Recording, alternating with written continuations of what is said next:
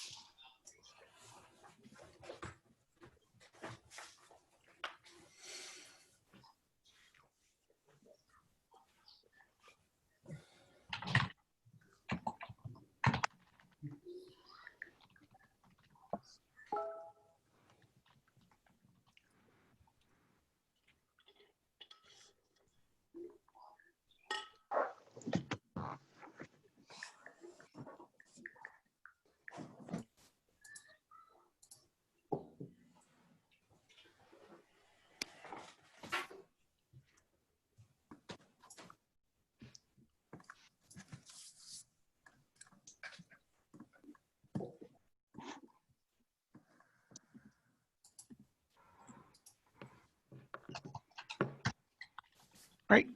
Good morning, everyone. It is 8:30 Montana time now. So time to start off the Mountain Moot 2020 with our first session. I want to thank everyone for attending. We have a workshop today, Learning Still Matters, applying cognitive science to create great digital learning experiences. And I will ask that if you're not talking, if you can mute your microphones so that we don't have background noise while the presentation's going on. Thank you. And I will turn it over to Mike and Jason to let you introduce themselves and get started. Great, thanks so much.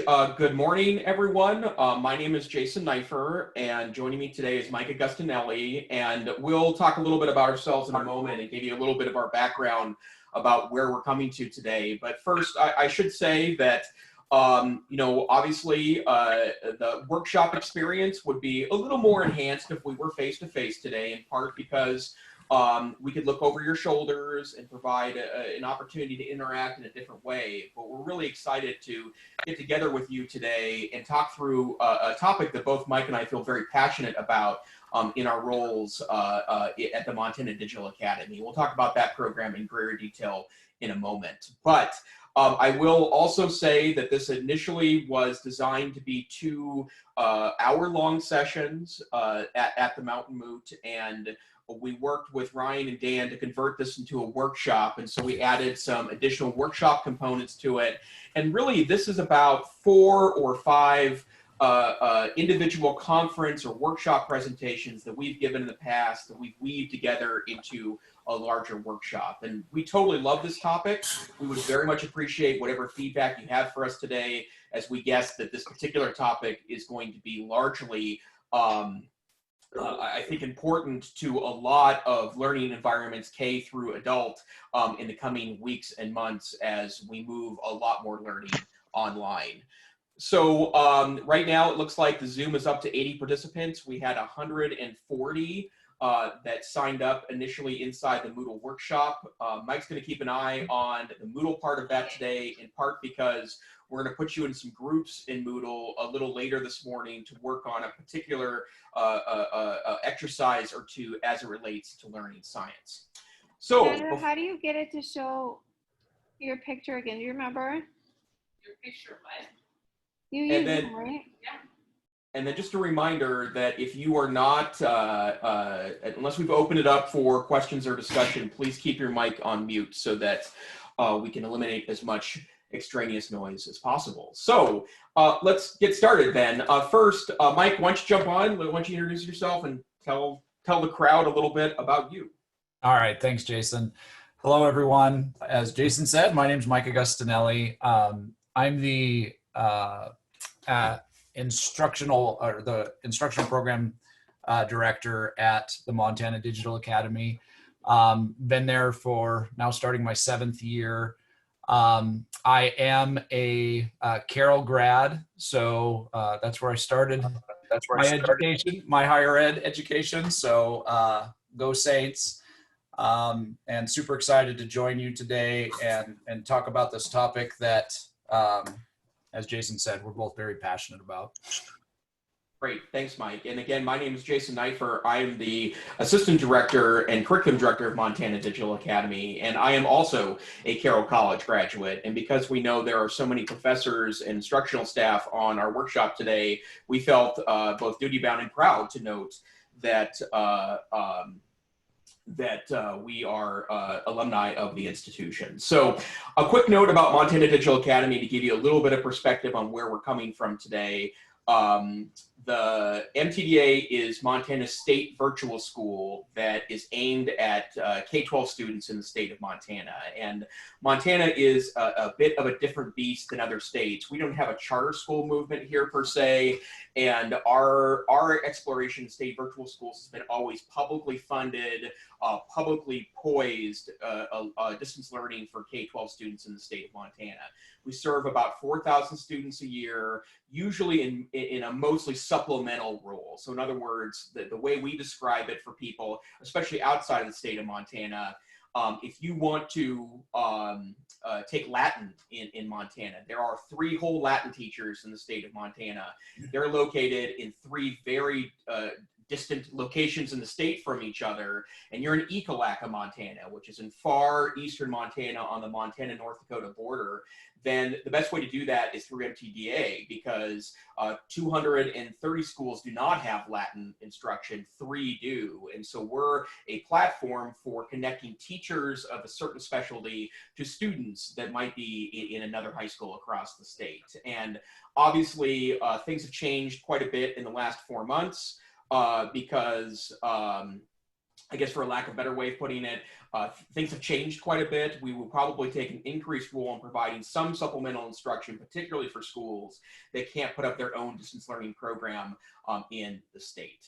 And I'm keeping kind of a side eye on chat here, and apparently my video's broken. I'm going to jump off here for a second, or at least see if I can get the video going again. I think the black void really plays, Jason. So yeah, well, actually, if you've seen me face to face, it's a pretty similar experience. So there you go. Hey, there I am. Yeah, in my virtual coffee shop in the background. So presenting on the screen once again. We want to talk a little bit about kind of how today's workshop is going to work. Obviously, we want to try to make this as interactive as possible. At the same time, we've got a lot of content we want to share with you today. I want to make a couple of notes just so that you can understand that this should be a workshop that you think about and interact with the items today. But then after you've had a day or two of reflection, you can go back and revisit a lot of the resources that we're sharing with you. So I assume that you started in the Moodle today, and I'm going back to our Moodle page here. A couple of things that we want to highlight to you on this Moodle page. First, we have taken every resource we link to and a couple of extra bonus resources, and we've put them in a Wakelet, which is, if you haven't visited the Wakelet tool yet, it's one of our favorites to kind of orchestrate information from various sources together. But we have 27 links in our Science of E-Learning Wakelet that goes over a lot of things that we're talking about today. And some of this stuff is really good, deeper learning resources for you to utilize later. Others of the stuff are kind of thought pieces that you can go back to down the road. But everything we link to today is located in this Wakelet. And we would strongly suggest that, if you have something that piques your interest as we start to talk back and forth today, please absolutely feel free to note that down as you're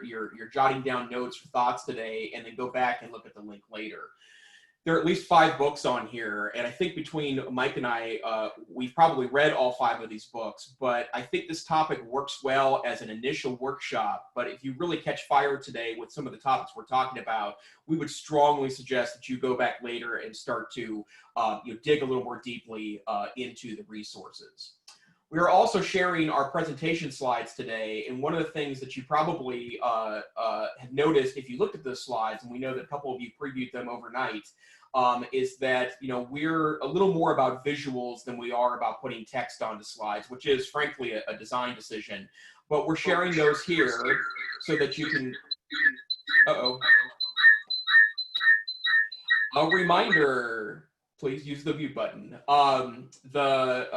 You can go back here and kind of see the ebb and flow of the workshop, and we also have a couple of guides on here. It's probably going to be less useful, to be honest, than the archive video of this they'll post later, and then secondarily the Wakelet links that we are sharing here.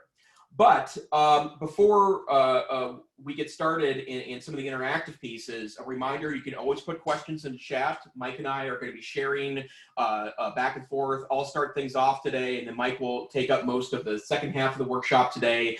When one of us is presenting, the other one is going to keep a close eye on chat and kind of moderate when there's questions there. There will be open time to open up your mic and ask questions or make comments. We certainly encourage that. But we'll do our best to make sure that there's plenty of opportunities for us to discuss the items that we're looking at today.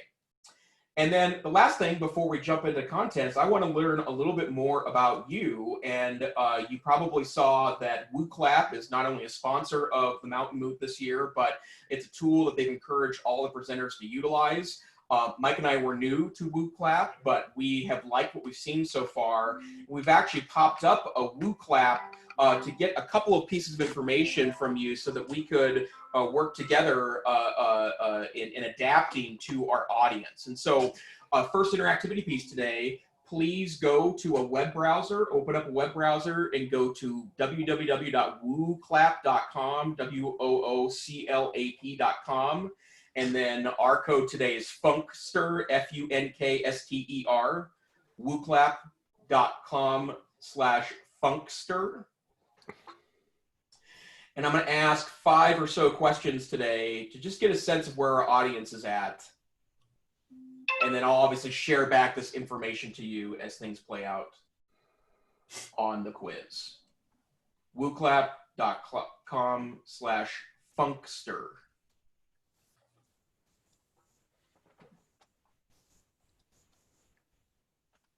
Okay, the first question I have for you today is, what sector do you work in? And I'm just trying to get a sense of who our folks are today. You could answer more than one because many of you work in various constituencies in your job.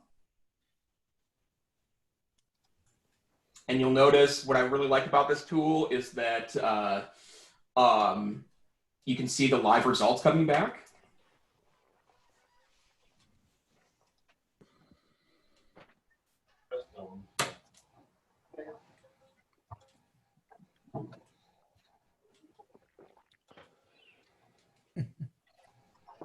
The trouble is, I don't know.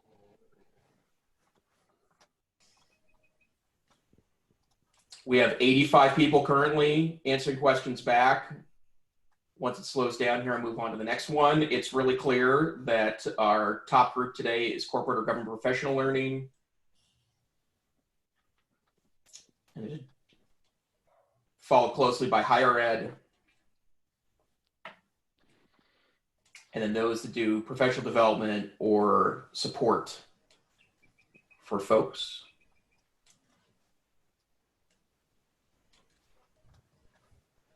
Okay, great, thank you, that's very helpful. The next piece is I'm trying to get a sense of who we're working with from a role standpoint. So what is your role in the world?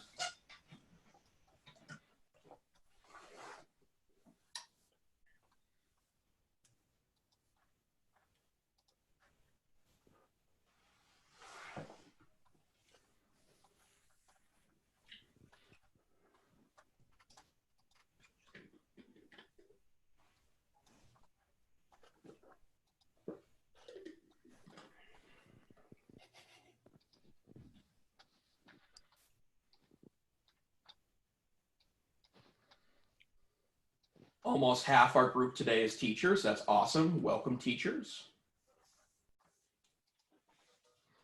And thank you to the 8 of you that self-identify as IT people. That's great that you're here.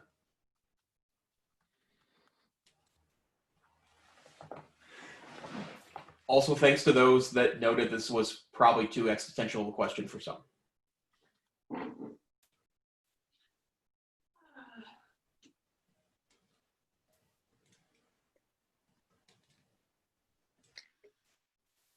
Okay, moving on.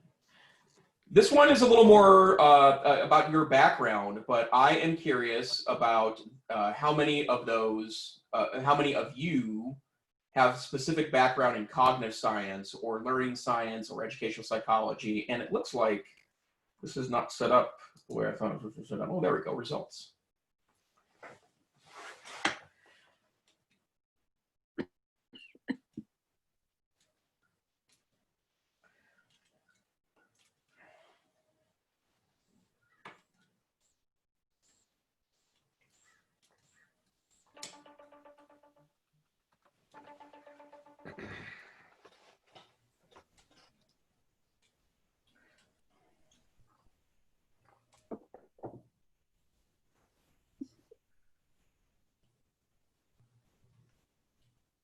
What if none of them fit? Then I'd say don't answer. Then you're all good. Okay. Yep, informal at best today.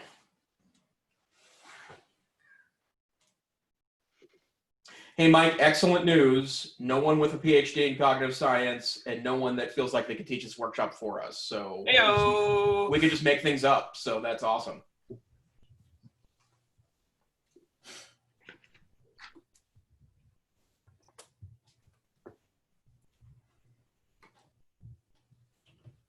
Okay, great. This is very helpful as well. And then just a quick, I guess, philosophical exercise. March or so, almost all of you probably changed the way you worked in regards to doing your job, whether it was you suddenly working at home or you were teaching students for the first time online, or you were in some kind of emergency remote environment. And for those of you that did have to shift, many of you did not. For example, all I did was go home because I already run a distance learning program. So my job didn't change a whole lot, at least in the first 4 or 5 weeks of the global pandemic. But I guess I would start off with maybe some philosophical questions about whether you were new or not new to this process. If you did have to make a quick shift to remote teaching or remote working as part of your job, maybe a couple of quick thoughts or a quick thought about what went right in the last, 14 weeks or so. Just type a brief thing here. You can also skip if you don't have a thought here.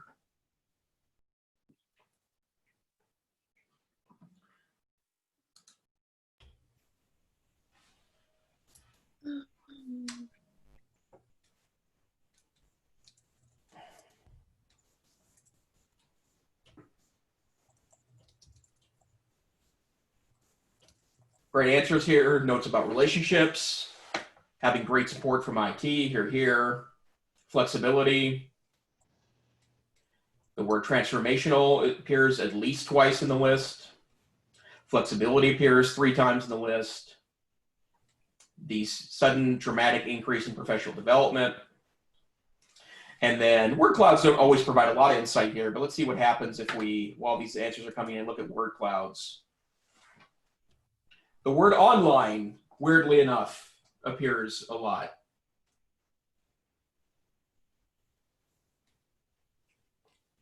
Flexibility in many of the answers.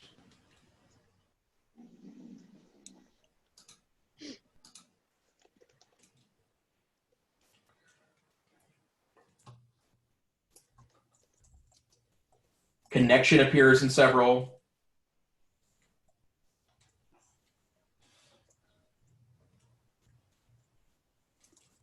Teacher step it up. That's been awesome too. Several shout outs to IT in your program. That's super awesome.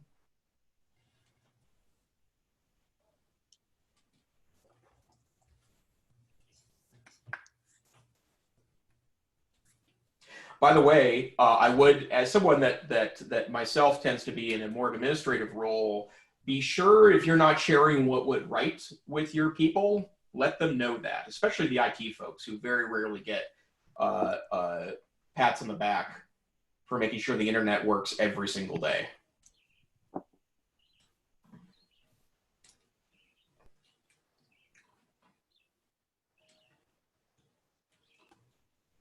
Okay. And then the last one, this one I could take a little more thinking. What do you think went wrong during this time? And this is anonymous, so you can be frank here.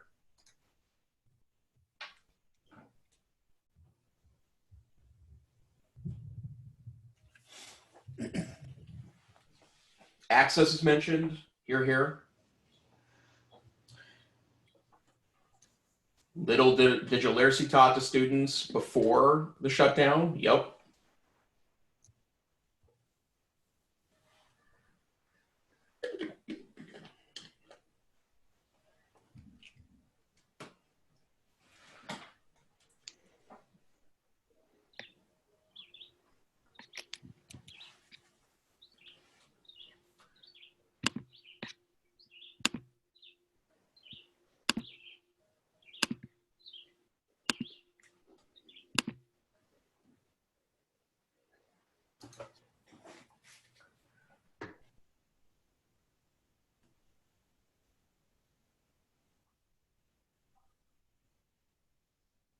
I like these kind of in-process clouds, but the word engagement is mentioned many times. Preparedness, many times. Lack of participation.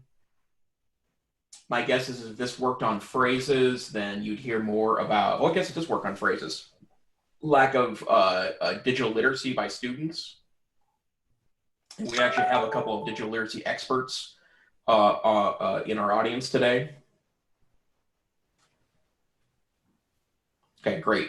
Very useful. I think we're going to touch on a few of these pieces today.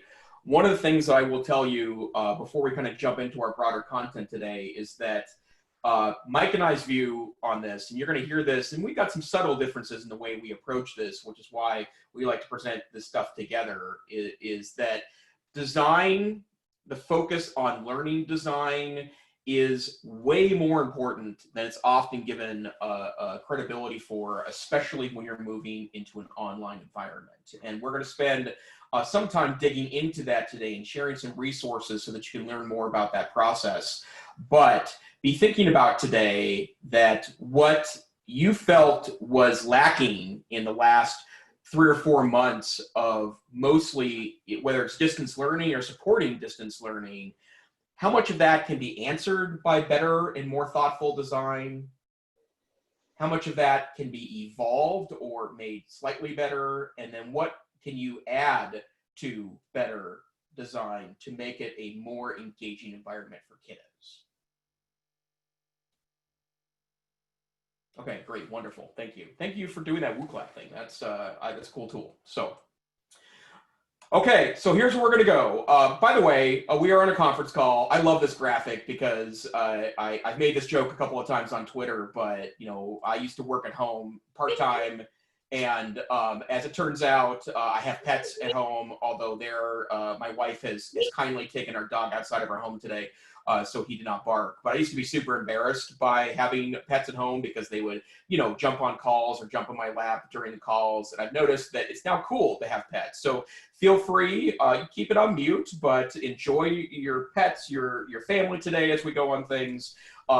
Keep things, orderly, but, things have changed in regards to our formality in regards to online. So, okay, here we go. Part 1 of today. I want to start off by talking a little bit about the context of where we're at in 2020. And I'm almost certain that you did not expect the year 2020 to end up as it did. But one of the things that's been super interesting about watching the world evolve so quickly in the past 7 months is that at the beginning of 2020, there was so much energy around, I would say, reviewing where we've gone in the past 20 years in regards to technology and education. And I myself started teaching in the late 90s. And in fact, when I started teaching, which was at Capitol High School in Helena, Montana in 1997, the first day I reported as a teacher to that school was the first day they had wired Ethernet in the building. And there was a desktop computer on every single teacher's desk. That's the first year that happened. And so I myself have watched the evolution of educational technology in the past 20 years. And my guess is that you probably have a perspective on whether this is going well or not. But in my mind, from my perspective, that educational technology has been a lot more hype than it's been results, not because the technology itself hasn't been powerful and extraordinarily powerful in evolving learning environments, but rather a lot of times it's more about the tech itself than it is about the learning. Now, obviously, here we are in 2020, and we get 3 months into it, and suddenly technology goes from a variable that changes dramatically from class to class and school to school, but one instead that is very much at the forefront of how we're delivering instruction in the emergency remote teaching during the pandemic. And I would tell you that obviously 2020 can't be the full judgment of how we use technology in the classroom because it's a terrible year. We have a lot of bad things going on that are distracting and make our attention to detail here focus more on the emergency than it is on the long-term perspective. But I know that you're in schools right now that have topics that are very weighty as you decide whether to go back and go remote only. The coronavirus itself has become an extraordinary variable that I don't think anyone really has a handle on yet. I was in a policy discussion yesterday with Mike and our boss talking about that if you had asked me 4 weeks ago, which seems like a long time ago now, but was just 4 weeks ago, if schools would be going back face-to-face in Montana in the fall, I would have said likely yes. And then the coronavirus started spiking in our state. And although our numbers are relatively low compared to other states, we've appeared on the New York Times's most increased list of states that are increasing in coronavirus infections. And I know that you're talking about a lot of things in your schools that have nothing to do with technology and learning. Certainly hygiene and hand washing and classroom cleaning and social distancing and how you pull off social distancing in a kindergarten class when kids already are coming to school sick before we ever had a coronavirus. And of course, I'm sure if you are not in Montana, you are also going through the same debate as we are about whether or not we should be masking. But the bottom line is that there are some really important discussions that need to go on if we're going to use technology in a more enhanced way to be able to deliver instruction that is smart from a learning standpoint. But Mike and I are going to give you tons of hints today. One of the things that we are a big believer in is that you should always thinking about the learning in regards to the design of lessons, platforms, interactions between teacher and student, teacher to teacher, student to student, teacher to parent, student to parent. But always remember that there is an elephant in the room during this discussion, and that there is a global pandemic. So please don't take any of our advice today as criticism that your program, whether you're supporting it from an IT standpoint or you're a teacher that's on the front lines of this, or you are an adult trainer that's asked to put what formerly was face-to-face training online, always remember that there is a broader perspective here, and sometimes it can't be perfect, and that's okay. One of the things that I had to do very personally when when this moved into a pandemic perspective, to be very frank, the first 4 weeks of this wasn't that big of a shift because my program was already online. But at the same time, even though the program was already online, the students that we served were in extraordinary circumstances in some cases. We really did a change in our practice. And I still have the sticky note sticking up on my monitor, but this I put up in the middle of March, that this is a pandemic we're living in, and a pandemic is not normal times by any stretch of the imagination. And we as teachers, educators, trainers, technical professionals that are supporting students, teachers, administrators during this time, we have to always remember that there is a broader event going on here that very much impacts how we deliver instruction to students. So, as I'm sure you've read in mainstream media, the move to remote teaching wasn't as universally successful as I think some hoped during this time period. And I'm sure you've read a number of these articles. I want to highlight 2 of them because they're pretty interesting. One of them is this New York Times article that students are months behind, particularly in very large districts where there was money to do research and to reach out from a survey standpoint. The, as New York Times calls it, abrupt switch to remote learning wiped out academic gains. It created a stymied learning path for a lot of students, and some districts reported that upwards of 30 to 50% of students did not engage at all in the district set up online environments. And in fact, there's a lot of students that really never came back on the grid. There are reports from across the United States in individual schools, in districts, that those students were effectively lost by schools. That without the building opening every day and the kind of ongoing minutia of the day-to-day schedule, bringing people in, giving them habits to come in and engage with school, a lot of students were simply lost. I've talked to school administrators that weren't able to engage kids by phone because of the lack of accurate telephone numbers. That is a phenomenon more of 2020 than it would have been in like 1990, for example, because of cell phone numbers changing dramatically. So many of our parents were frustrated by remote teaching and the various setups of districts across the United States.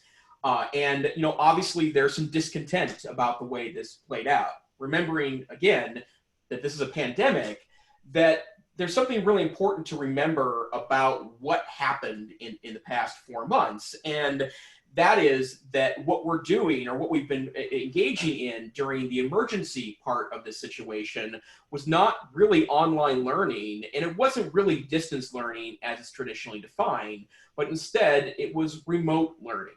A lot of the efforts that teachers went through to recreate their classroom online, sometimes that was effective and sometimes that was not. Some teachers attempted to really recreate a face-to-face environment in the online environment. Sometimes that was successful and sometimes that was not. And talking to parents, colleagues of mine that were supporting their students in emergency remote learning, talking to schools throughout Montana, actually, well, in and around Montana that were going through this, it's really important to remember that there is a big difference between an online learning program per se, and then secondarily, emergency remote learning, where things are quickly or haphazardly pushed online, okay? So one of the things to remember is that there is no one model for distance learning, online learning, blended learning, remote learning. And in fact, there are a ton of options, some of which can be downright old-fashioned, but can be effective depending on the resources in your district. This is a chart that my program put together within the first 7 days of the closures in the state of Montana. Mike actually put this chart together for schools to say that a lot of schools were pretty confused about what to do as initial steps, because even if they had one-to-one Chromebooks available, or most of their students had machines, they didn't have curriculum that worked well in an online environment. They really, the best they could do was to scan or PDF worksheets and put them in Google Classroom, which is a relatively poor learning environment if students aren't able to manipulate those particular objects. And please understand that there is no one definition of online learning or remote learning that covers the amazing gambit of what's going on in different districts. And so understand that there are, levels to this. And then I want to take this one step further. If you look at the rightmost column on this chart, if you have a full learning management system and a digital curriculum and you have a video conferencing technology available, that is absolutely the foundation of a good distance learning program. But even when you dig into that, there are various levels. This is a chart that Mike and I put together 4 or 5 years ago to talk about the evolution of distance learning online. A lot of distance learning, traditional distance learning online, tends to be like traditional online college classes. They're textbook focused. They tend to focus on discussions and writing of papers. That's the typical class. Whereas if the face-to-face class was taught, it probably wouldn't be as focused on textbooks and mandatory participating discussions or only papers as assessment. If you start to evolve, or you start to think about learning, as it turns out, the traditional online college class isn't necessarily a good call when it comes to engaging, particularly students that struggle with online learning environments.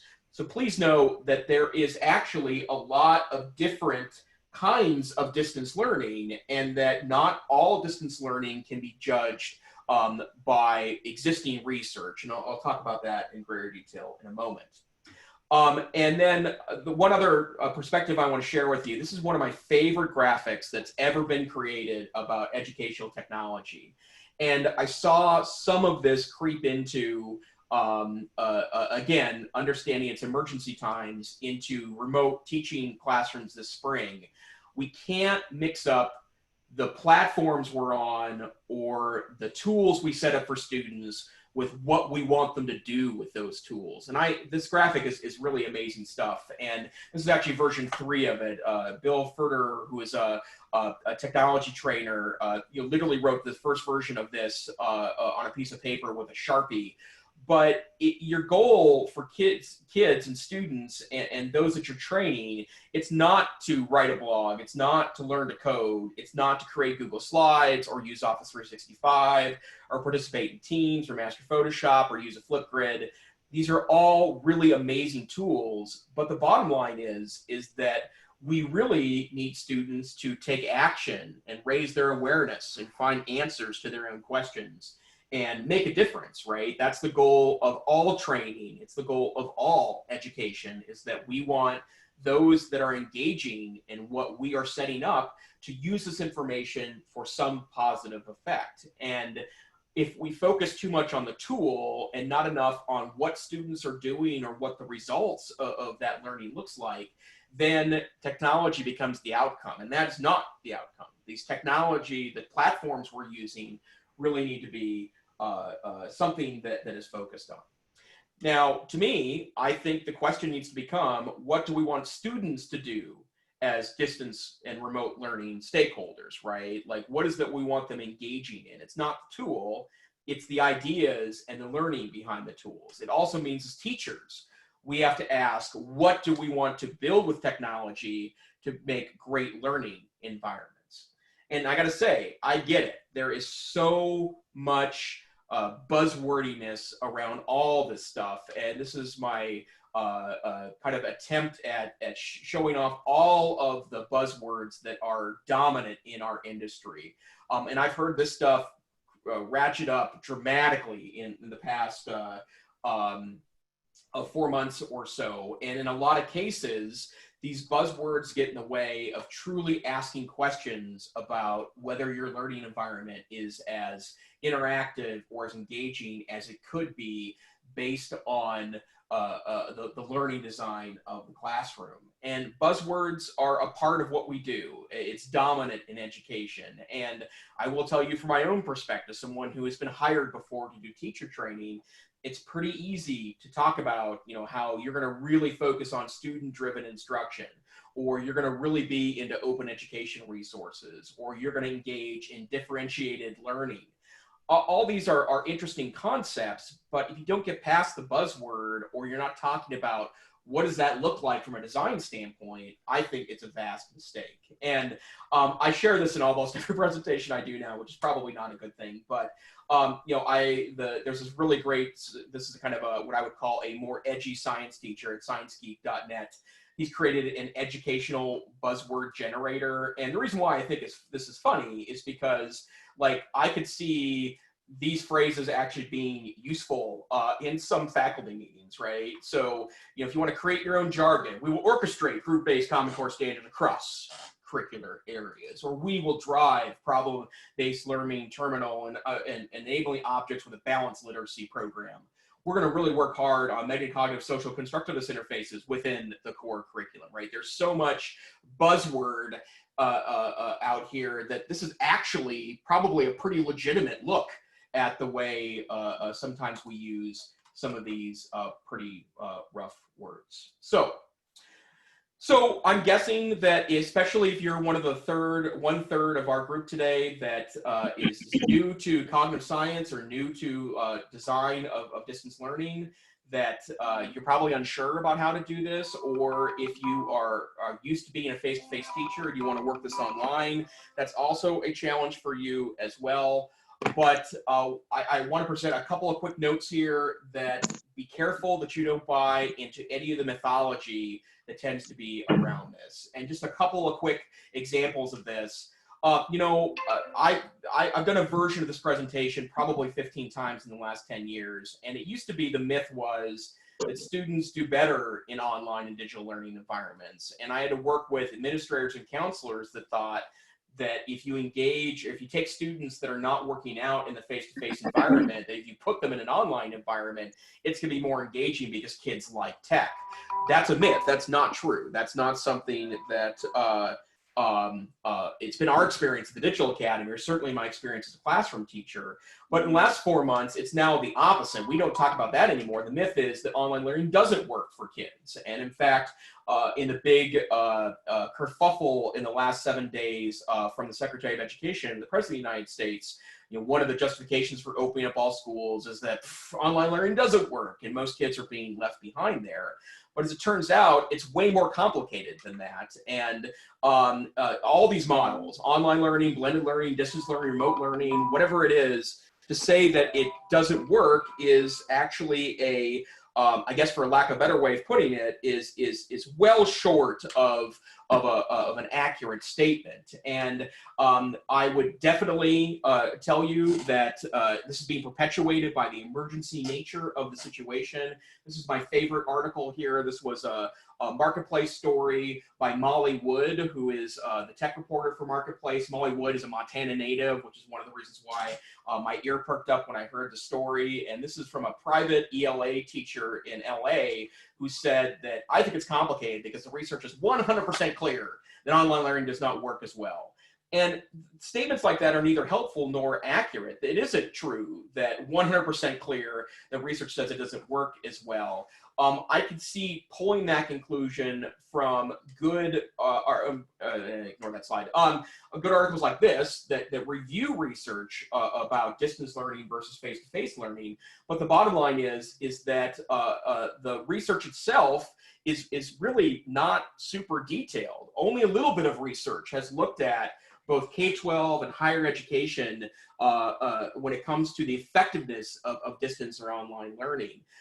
And very little of that research is actually using a methodology that randomly assigns students to either an online or an in-person course, which is considered the gold standard of social science research, experimental social science research. And if you look at the available studies, it says things that in-person courses are on average more effective, but the on average piece is the key to this. And on average, students do worse in the online setting. And this is particularly true of students with weaker academic backgrounds. And you start to think through these statements in part that if we're expecting students who are disaffected by education to suddenly become online learners, where the teacher-student relationship is so dramatically different, I think that's fairly unrealistic. And so one of the things that I think you need to start thinking about if you're in a position to design these environments, it's not about whether or not online learning or distance learning or remote learning or blended learning is more or less effective. You have to understand that there are good learning environments online as there are bad learning environments online. There are good designs face-to-face. There are bad designs face-to-face. And don't fall for the misnomer that if you are forced online due to a global pandemic, that there aren't things you can do to fix that. Another myth that is absolutely not true, and my guess is less people believe this than they did 4 months ago, that digital learning doesn't meet students' learning styles. This one I point out in part because it's focused everywhere. This blog post talks about how to adapt remote teaching by focusing and adapting learning styles to be different. This is a Microsoft document that mentions learning styles 3 times. This is a California Department of Education that talks about learning styles. This is New York City's Remote Teaching Quick Start Guide that mentions learning styles. All these links are in the Wakelet.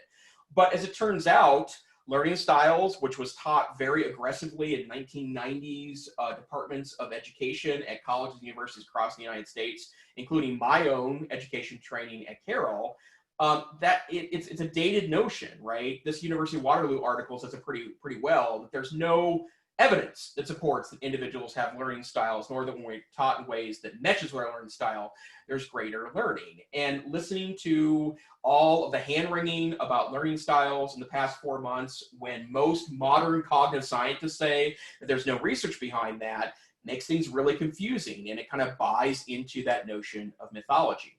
By the way, I have a classroom book recommendation if you want to think about learning design in a more nuanced way. This is Dan Willingham. He is a University of Virginia cognitive learning scientist that writes this amazing book. He's actually working on a 2nd edition right now. It's called Why Don't Students Like School? The first chapter is about learning styles, but if you really want to learn more about how learning needs to be set up to give students the best chance for success, online or not, this is the book to do it. But please also understand that the mythology gets in the way. this is another one, that students are better with technology. And in 2001, a guy named Mark Prinsky coined a term called that students are digital natives. And he said that students are better at tech than adults and that we should just let them fly in the environment.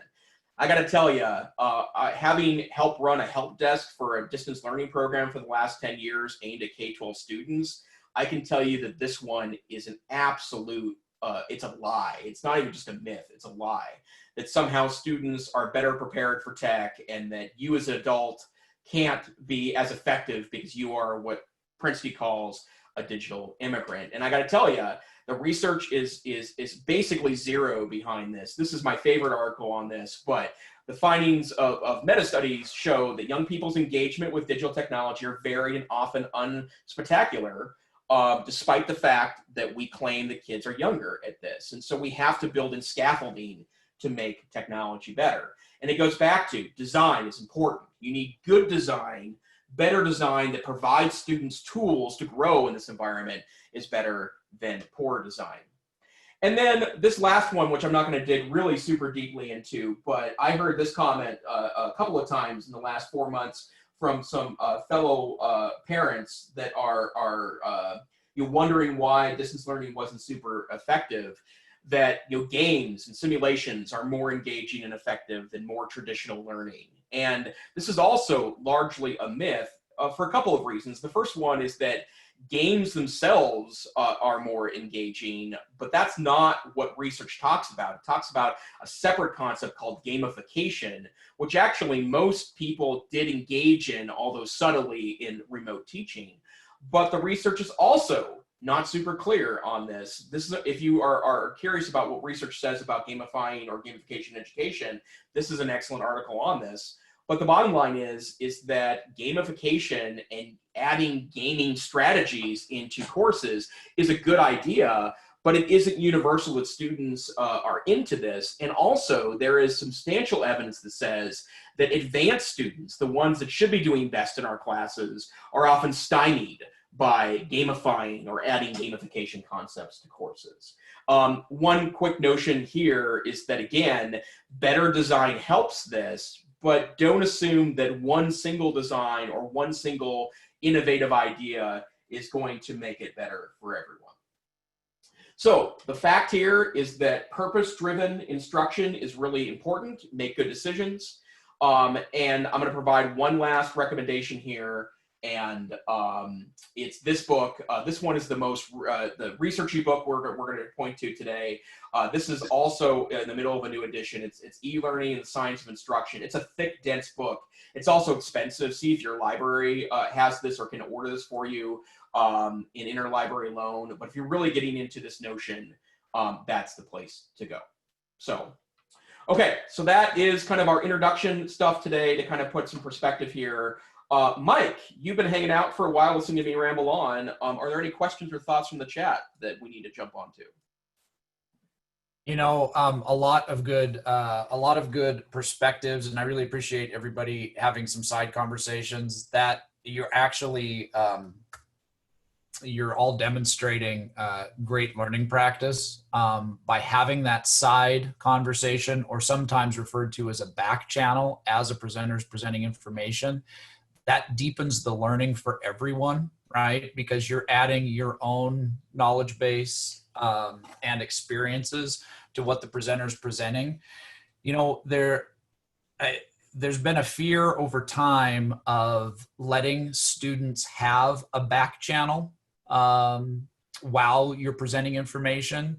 But those that have tried it and have tried it more than once and have worked with kids on it have found that they're more engaged in the presentation and often end up in deeper learning. I think this time of remote learning gives us a unique opportunity to practice that, because all of our video platforms have a chat built in. Again, it has to be intentional though, right?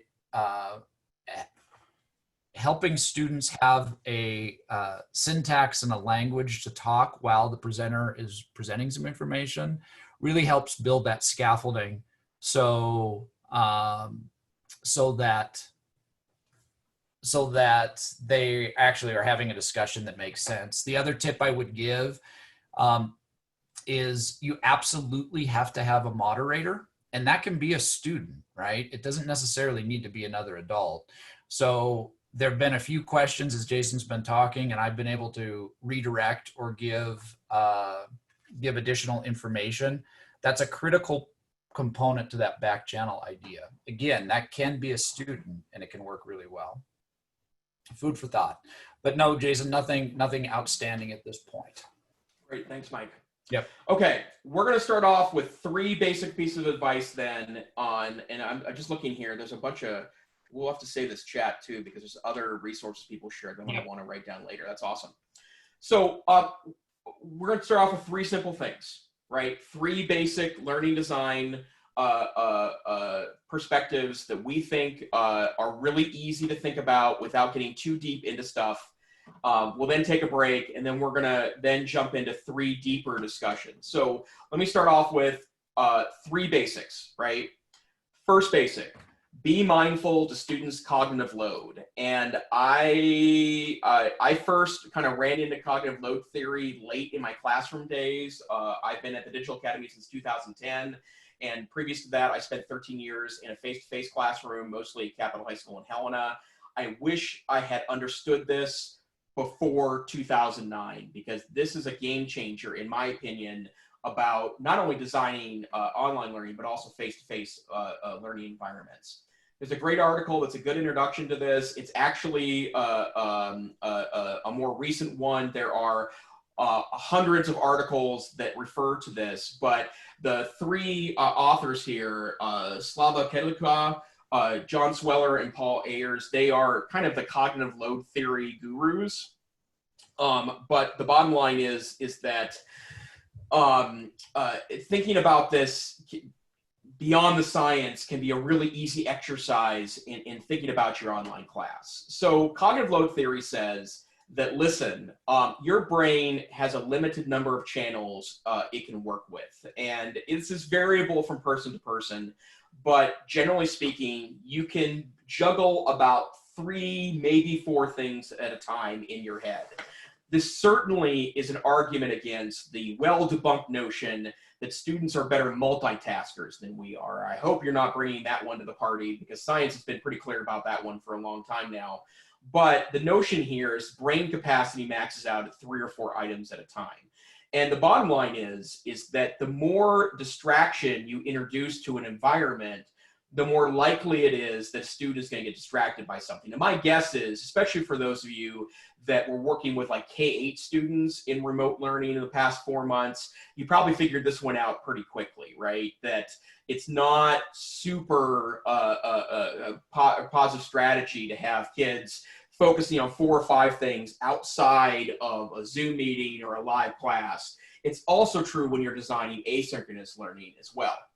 So one thing to also note here, this is when the pandemic comes back into place, because I do think that there is really clear research that also says that when students are worried about something else that is not learning related, where their next meal is coming from, their health, their family's health, right? Any of those other perspectives can really diminish the capacity of students to learn meaningfully inside of a particular environment. But if you start to introduce things that are distracting, it's less likely your students will be successful. So what does that mean from design environment? Well, first and foremost, I'll give you an example of something that we have evolved on in our work at the Digital Academy.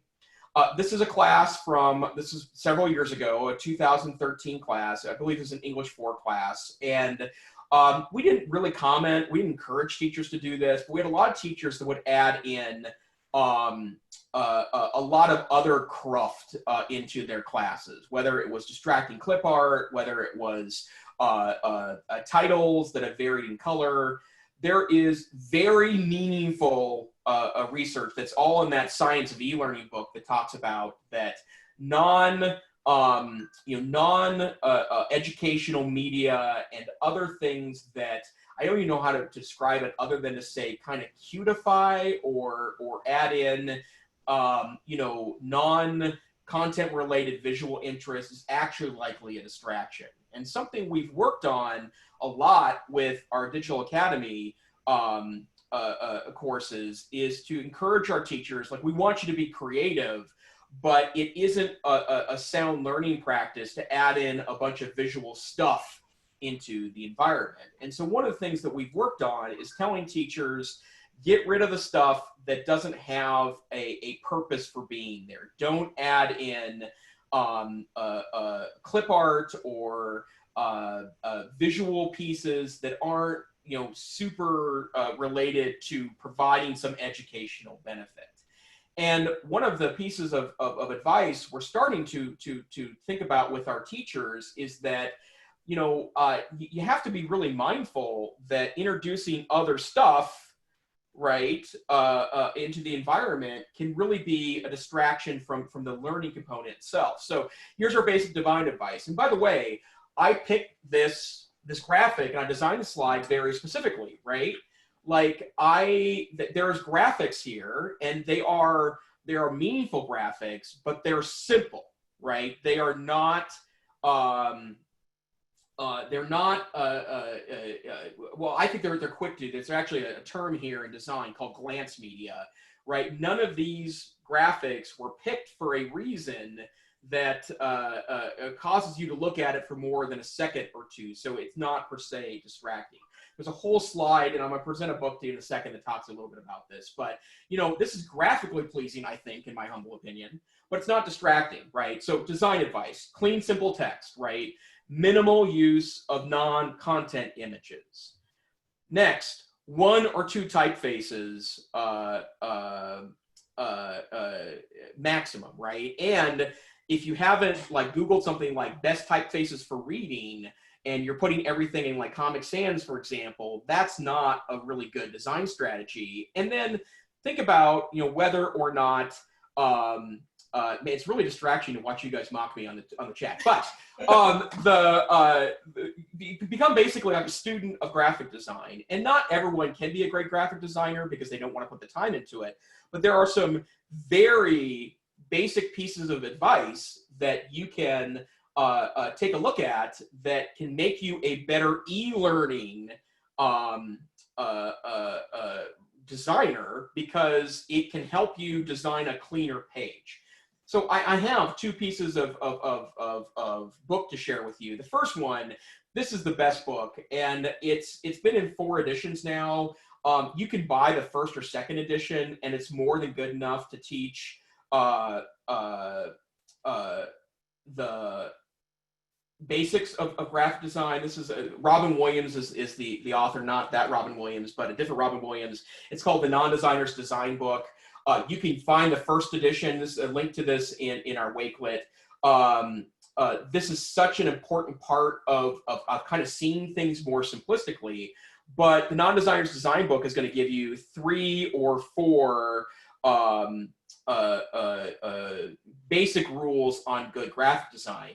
One other piece of media that I think is important is this book. This is Gar Reynolds, who talks about Presentation Zen. It's about creating simplistic design. This is about like PowerPoint and design presentations. But the bottom line is that a lot of these rules are there too. And if you can generally start with simple, as opposed to, you know, creating more complex, and, you know, if it's visually interesting, but the visual interest doesn't lead to any meaning, right, any learning, then I think that is kind of a difficult thing to be able to balance. So great, wonderful resources in both of those books, but our basic design starting is to evolve good graphic design as part of your remote learning or e-learning objects, okay? Now, one thing that, and I will brief this later on, a lot of our advice is going to conflict today, in part because, to be quite frank, there are few comprehensive resources, especially that are research-based, that balance all these needs together.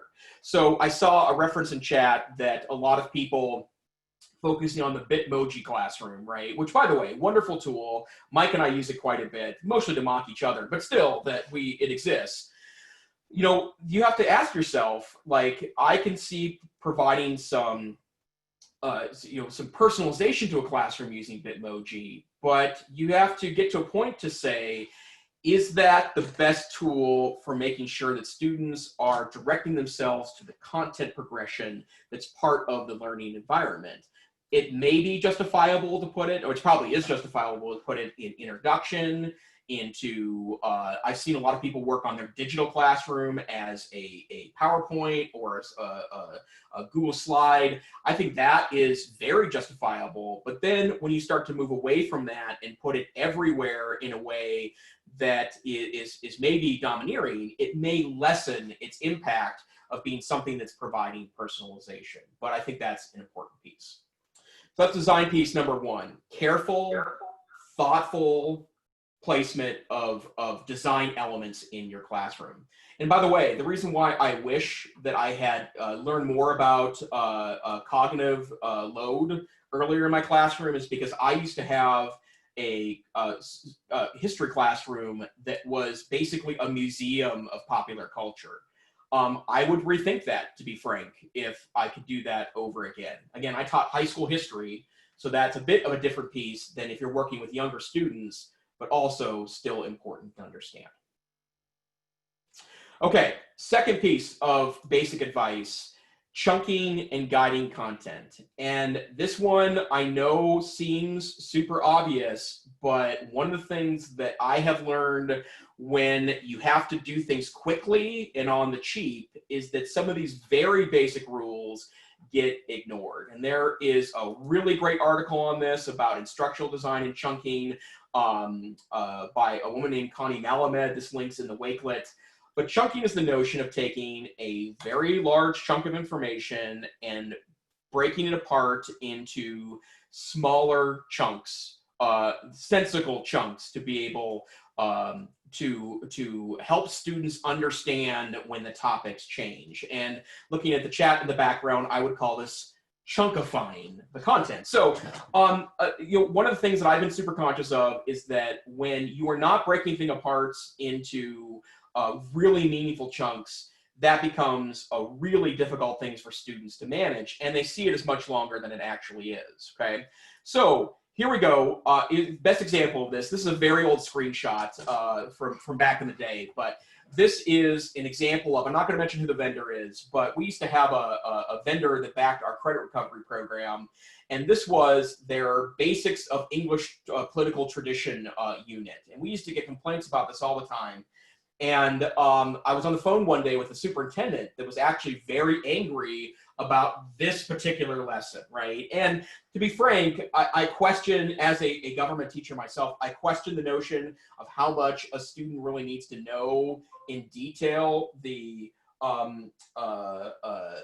English background of our government. That's something that can be covered in a relatively short text and have enough to be able to, I think, meet typical standards and have an understanding of our country's background.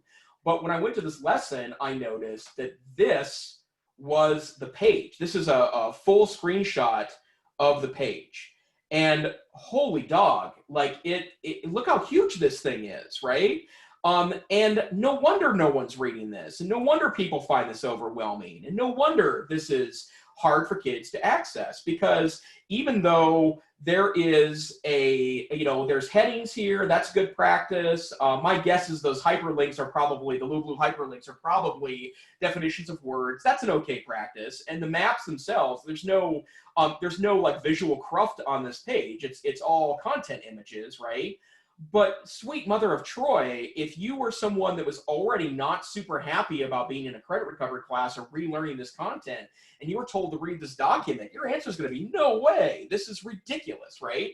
And so going back to the notion of chunking, we've learned that if you can break this apart into smaller pieces and give natural breaking points, not just in the text itself, right, with a header, but actually putting this on different pages, the more likely it is that a student is going to actually finish it, because it's not going to seem like an overwhelming scroll of doom, as mentioned by Lance in the chat, right? This is a really a big problem, I think. And if you're sending kids out to the web to long documents, if you're just doing a content dump, and I don't care if you're teaching a kindergartner or an adult in a professional training, you got to chunk up your content.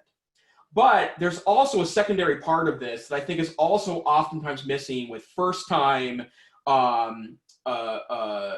distance learning teachers, is that you can't just give kids stuff and expect them to make their way through it without your voice as a teacher. And I'll give you an example of this. I like this graphic because this is a decently organized bookshelf. In fact, I've never owned a bookshelf this organized, and I won't even take off my virtual background to show you my office right now, which is basically covered in piles of books, right? This is a wonderful bookshelf. It's actually visually pleasing to look at. But if you use this as a metaphor for content, right, this is broken up. It's in parts, right? It is visually separated in its various parts. This is a pretty good metaphor for a long document you like to give to kids. But the bottom line is that very rarely is your content flat and of equal value. And the more you can provide perspective to kids, a guide to reading through content, or even a 2 or 3 minute screencast to highlight to students, pay attention to this section more. And the way I would do that is maybe say, here's the 5 things I want you to focus on, 1, 2, 3, 4, 5. When you're reading this document, right? Or even take a step further and say that 1, 2, 3, 4, and 5 are the places I want you to spend more time. But 4 is the most important part of this document. Like when you can add context to the information you're giving, that looks more like face-to-face teaching than you presenting a flat document or even a series of videos that you might put together as part of a learning object. And so chunking your content, making a very concrete effort to work on providing context for all your information, and then, you know, making sure that you are telling students that, yes, it's a long document, it's really important for this reason, but 1, 2, 3, and 5 are important. Number 4 is super duper important. Please focus on that as you play through this. I think that's an important piece to being what in my perspective, providing context information for kiddos. Okay, Mike, I think I'm done talking for the whole day, actually. So why don't you click through these ones right until the break here coming up in just a minute, and then we'll switch over, okay? Sounds great. So the last basic that I want to talk about is the importance of consistency and structure. Anyone that's taught for any amount of time, regardless of the age level that you're teaching, students thrive off consistency and a structure, whatever it is. If you're consistent with that, their learning response increases significantly. So I have a few examples. The first is, in the 90s, late 90s, we started really listing learning objectives in the classroom, or I can statements. Turns out brain research very much supports this notion that we are informing the student of where we're going and why we're going, right, down the direction. So Jason just talked about the chunking of content and highlighting the important pieces of text or things to really focus on. Giving that structure and direction to the students is vital. One of the things that I've noticed in online classrooms is the fact that sometimes this step is skipped in the creation of the assignment, right? So Jason, in the next slide, there's an example of a digital interactive. And what I really want to highlight here is there's this, in this digital interactive, there's a little question mark, right? And on that question mark, it brings out additional context for the student to help guide them in their learning. And that is an often overlooked but very important piece when you're building out your digital lesson or digital assignments, is giving that extra scaffolding. And when you think about it, in your classroom and you're teaching in a face-to-face environment, you're constantly scanning the facial expressions in the room to decide, are kids getting it, right? And if not, in your back pocket, you have additional lessons, additional ways to explain a concept to help them understand more clearly. That's gone in the digital environment. So we as educators have to anticipate, okay, where traditionally have been sticking points in student learning, and how can I build extra scaffolding to answer those questions for the students that are going to need it, right? So key point there. Secondarily, and this is a big one, again, it doesn't matter what age level you're teaching. This is true of elementary. This is true of graduate students. I'm having trouble hearing you. Oh, and now my watch is talking to me. That's cool. It's true of any level of student, is they need some help and scaffolding with note taking. There was a time when note taking was taught in school, and that has been very hit or miss in the past decade. So Jason, if you could jump to the next slide for me. It doesn't really matter what type of note taking you help your students with, but some thoughtful instruction about how to take notes and how to organize information in digestible chunks. Brain research tells us that students will retain much more from the lessons if they have some note-taking process to go along with the content that they're learning. Cornell has stood this test of time as a very solid method for note-taking. Another example is the mind mapping. Next slide, Jason. There's plenty of programs out there, some that are even built into Moodle to help students take a concept, break a big idea down into those smaller pieces. This level of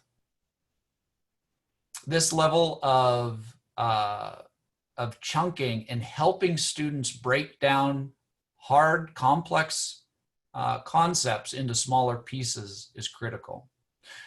And then thirdly, this, to some of you, so Julie, there's some plugins that you can add to Moodle that help with note taking. There's a variety. If you search in Moodle Docs and that area, there are some extensions. And then the last thing to highlight is the concept of sketchnoting. And for those of you that are new to this concept, this has gained a lot of traction in recent years, where it's more of a free form doodling to highlight the main ideas of a presentation.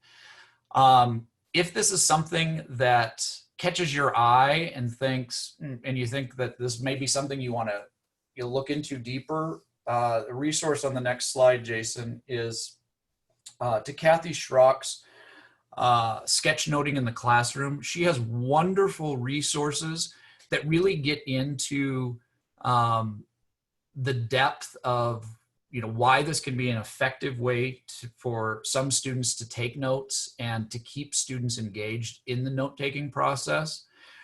What we would offer, I guess, as an idea is that it's not as important the style of note-taking that's happening. What is important is that students become masters at taking information, being able to organize information in smaller chunks and extract the big ideas from the lesson. All right, so those are our basics. And at this point now, you've all earned yourself our first 5-minute break. So we're gonna take 5 minutes here, and then when we come back, we're going to dive in to the science of discussions in distance learning. So we'll start the timer and we'll be ready to go at 9:50 Mountain Time.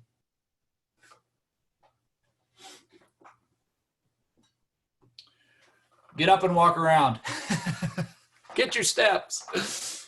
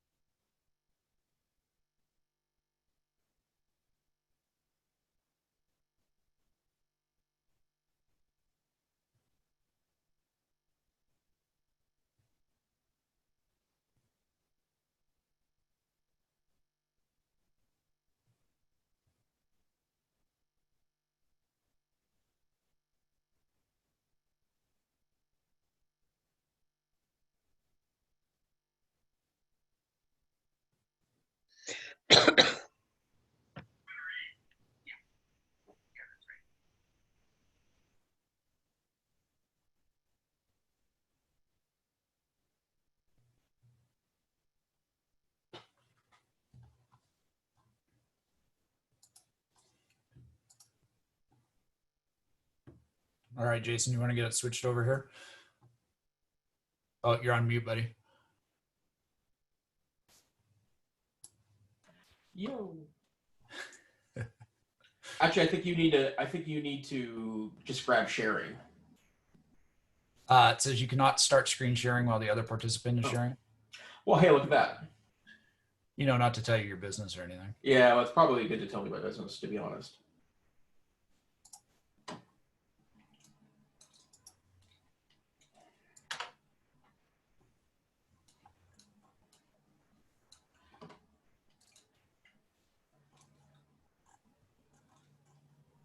You seeing that okay, Jason?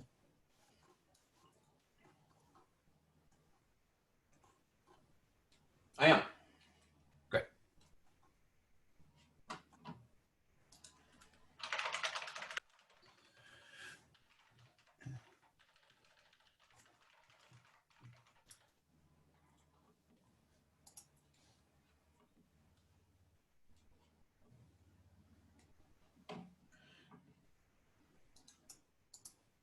I gotta say, just a quick Zoom note that it is so much easier to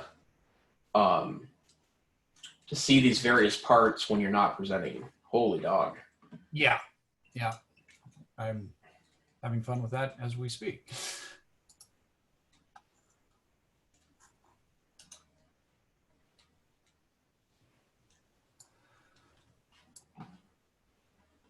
Okay, we are back and ready for our next section. But before we jump into the next section, we wanted to take a few moments to, if anyone has any questions, comments, thoughts, feel free to go in to chat or turn on your mic and go ahead and ask that question.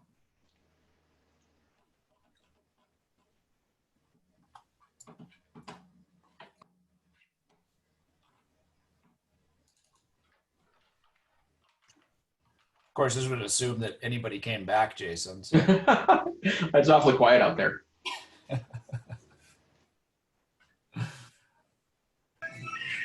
Yay, Shelly's stuck with us. Yes. Here's a question. This is Wes. How are you guys refilling your tanks and taking care of yourselves amidst all the demands of our present time? Oh, that's a really good question. I'll tell you, for me, Wes, the thing that I've had to force myself to do is set time every day to completely disconnect. I found myself, and well, I'll tell you, the best thing that my family did was at Christmas, we bought a ping pong table. We've had more ping pong tournaments as a family, and laughing and good times around that than anything else. And I mean, for me, it's been just connection time with my family and recentering. I've also found myself reading. Oh, that's interesting. You just said that too, Janet. I'm reading more than I have. And for me, it's physical books because I don't know. I just think I'm finding myself trying to ground myself in simplistic but important aspects. And then the final thing I'd say is trying to stay to a strict sleeping schedule because that's been fairly important too. So those are my things. I've done two things. I've really tried hard to stick to 8 to 5 with my job. It's not always possible. This week, like Mike and I putting together this presentation meant that we needed to spend a lot of time evenings last week and then Monday and Tuesday. And that's fine. But I try to keep it to where it's, work is confined, right? So work is not eating my whole day, working at home. And then the other thing that I've done that's helping with work-life balance, I deleted my work accounts off my phone. So they're not there anymore. If I'm looking at my phone at night, which I try to avoid, but if I'm looking at my phone at night, I'm not I'm not being constantly bombarded with things. I have some things in place that will let me know if anything is emergency breaking down, but I feel like that work will eat my life if I'm not careful about that. So the other thing is even though I hate Facebook, Facebook has been so critical to me. Wes knows this. Actually, a lot of folks that I know in the room know this, but I'm a kidney transplant recipient. I'm immunosuppressed, so I'm stuck in my home probably for a long time, and I'm kind of mentally planning on probably a year where I'm going to only be leaving for medical appointments and maybe some socially distanced camping. But Facebook has been really critical for me to keep up with friends. So. Oh, and don't read the news. Holy dog. News. Ugh. Thanks everyone for sharing your thoughts and what you've been doing in chat. It's awesome to see.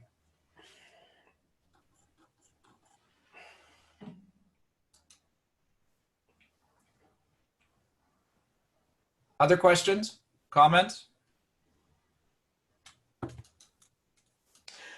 And then one quick note from the chat earlier, I'm going to throw in an article, a research article from the University of Michigan about the merits of paper notes over digital notes. And I'm not going to advertise that as the be all end all of research, because it's actually a topic that's not been very well dug into. So there hasn't been a lot confirmed yet with additional studies. But from a cognitive standpoint, there's actually probably some benefits to writing down on paper, and I've taken that on personally. So I'll throw that article in there just for thoughts. So, well, Mike, it's on to part 3, discussions, and this is a topic Mike and I hold very near and dear to our heart because we feel like it gets so used in online classes, but so often lacks a design that makes it an effective strategy. So Mike, let's rock and roll.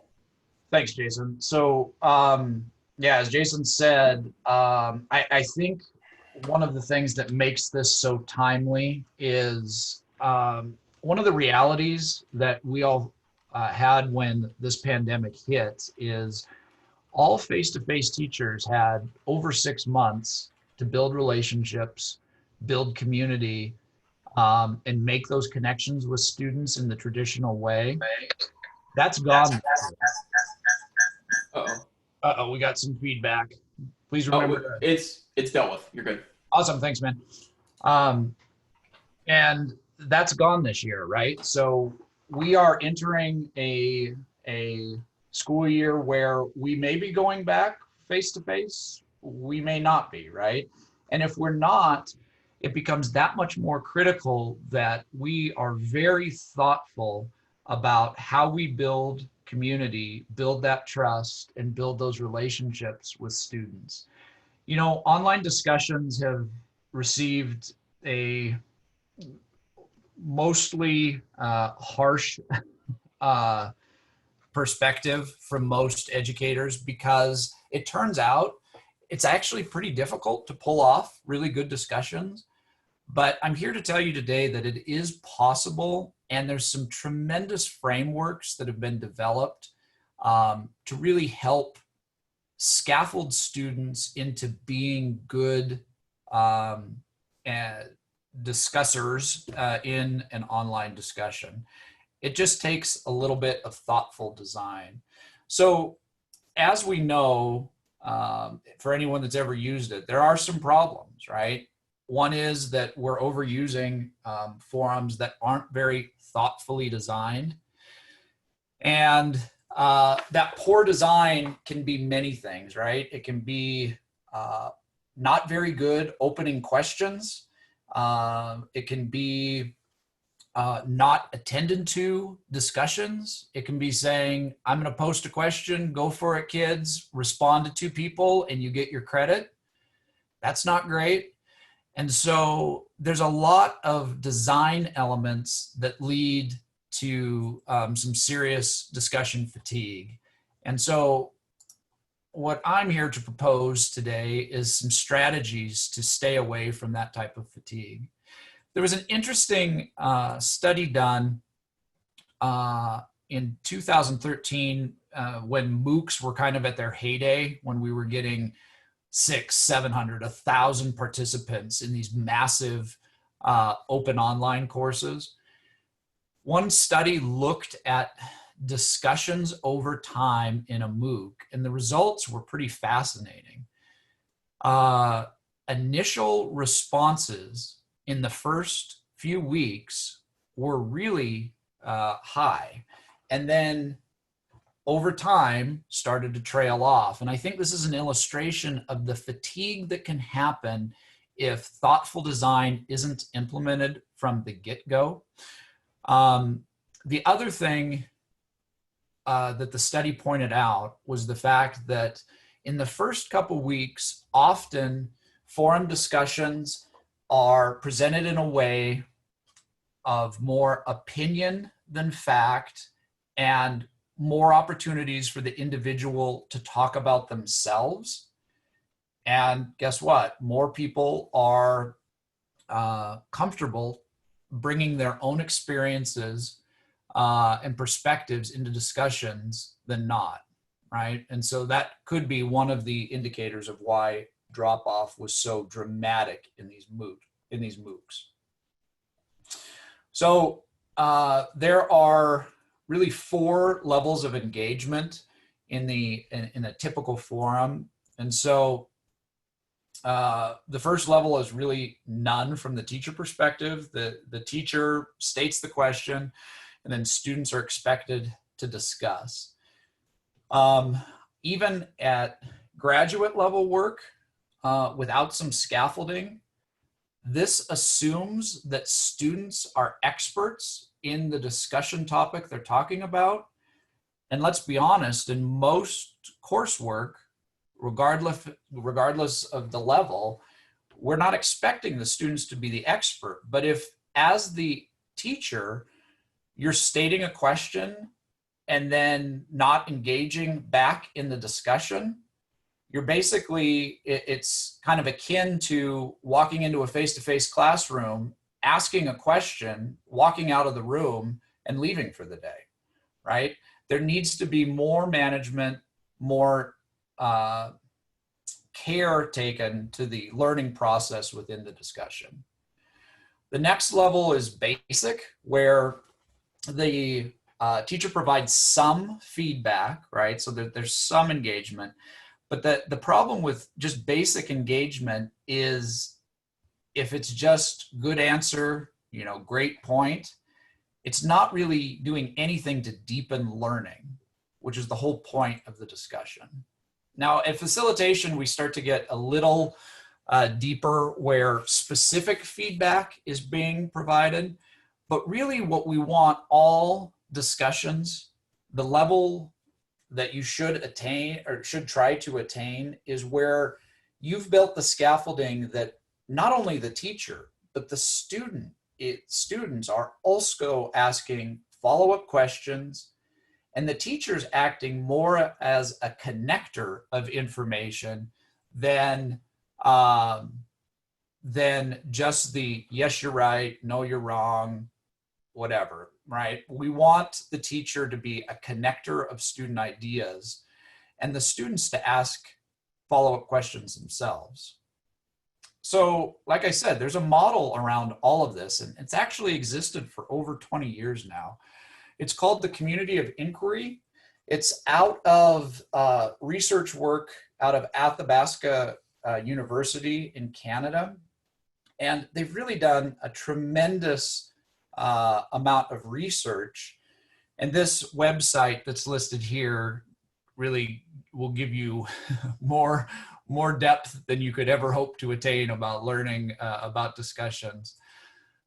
But the model is really interesting in that they take into consideration the balance between not just discussing the content, but the importance of the teacher presence and the social engagement within any discussion, right? One of the ways in a face-to-face classroom where you get that that nice classroom buzz of learning going on is when there is a discussion and people are sharing their ideas, challenging each other respectfully, and really digging into the meat of something, whatever the concept is, right? Well, that is possible in an online discussion. It just takes some work, right?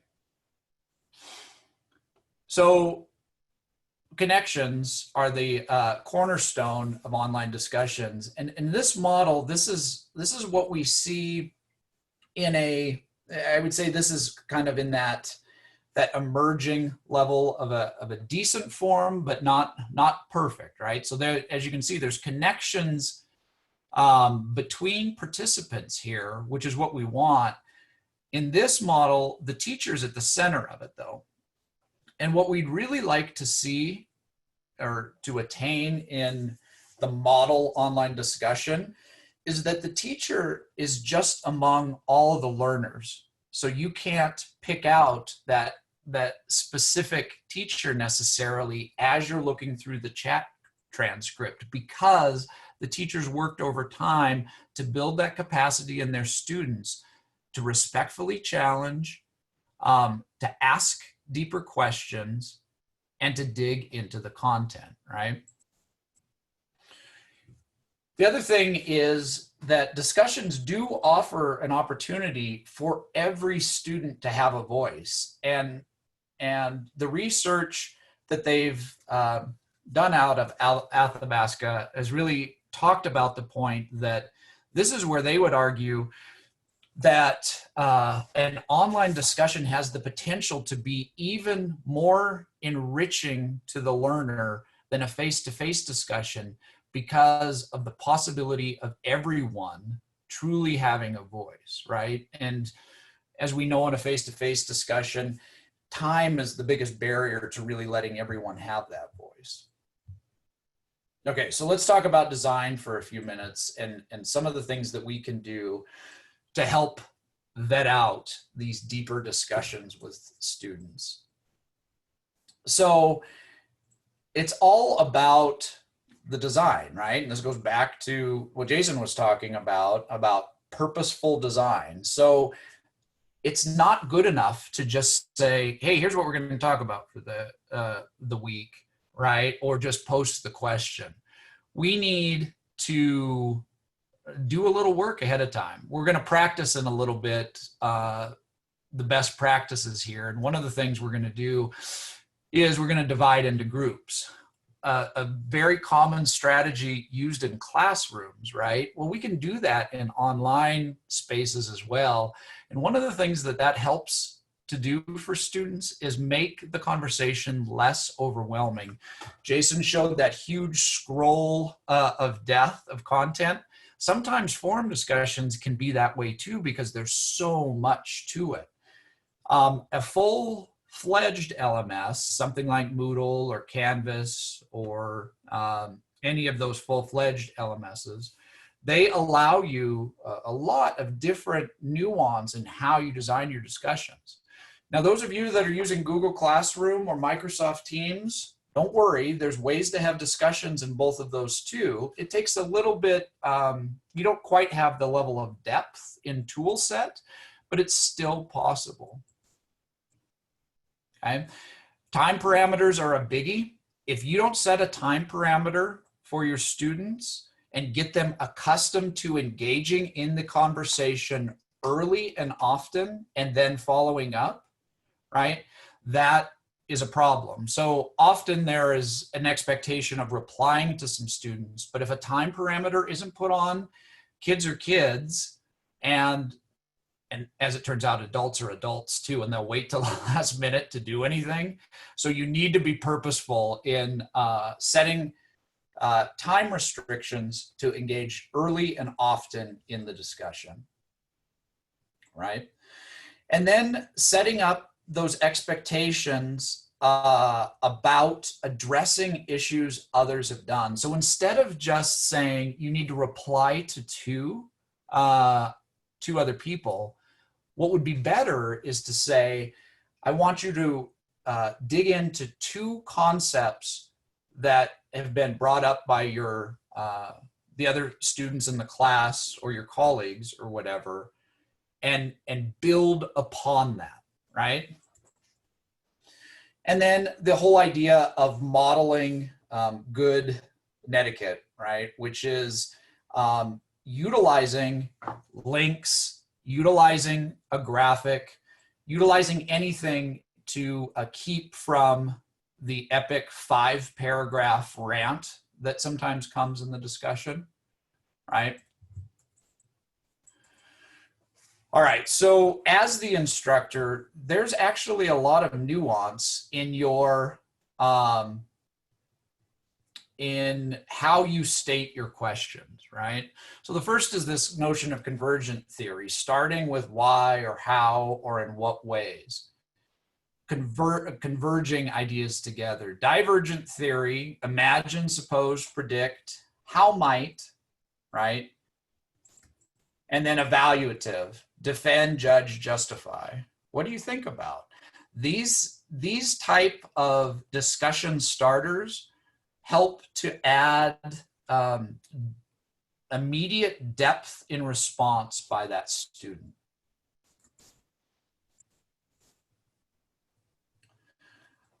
All right, so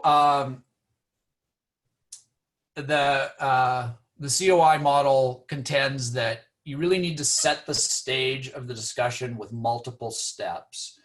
So revisiting those important chunks of information in the text or in the video or in whatever learning resource that the students previously engaged in is really important in a forum discussion. Instead, again, of just stating the question, help the student out by pulling out or extracting some of those main ideas from the text or the video and restating it for the student prior to them being asked a question to engage, right? As the facilitator or the teacher, be willing to, redirect. We do this all the time in our face-to-face classroom. If somebody is totally off base, set the environment up ahead of time by letting students know that if you're going off in a direction that's, not on point with where the learning needs to go, you as the educator are going to redirect that, and that's okay.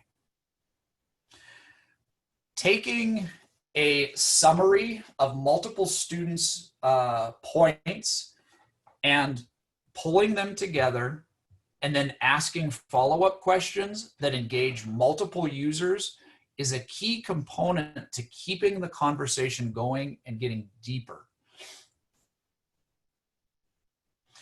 And then being able, again, to be able to redirect learning and, again, in a thoughtful and nice way, but make sure that you're actually redirecting the learning to what the learning outcome is, right? If students and colleagues will say a lot of things online, some of which may be right, some of which may be off base. It's okay to redirect. That's your job as the educator. And along with that, any misconceptions that might be taken from the learning material need to be called out as well. Now, anyone who's ever visited a newspaper comment section will know that humans, I think, as a general race, are not super good at always being kind and thoughtful in their comments, and having discourse and disagreement in a healthy way online. One of the things that needs to be called out and set up right up front, right?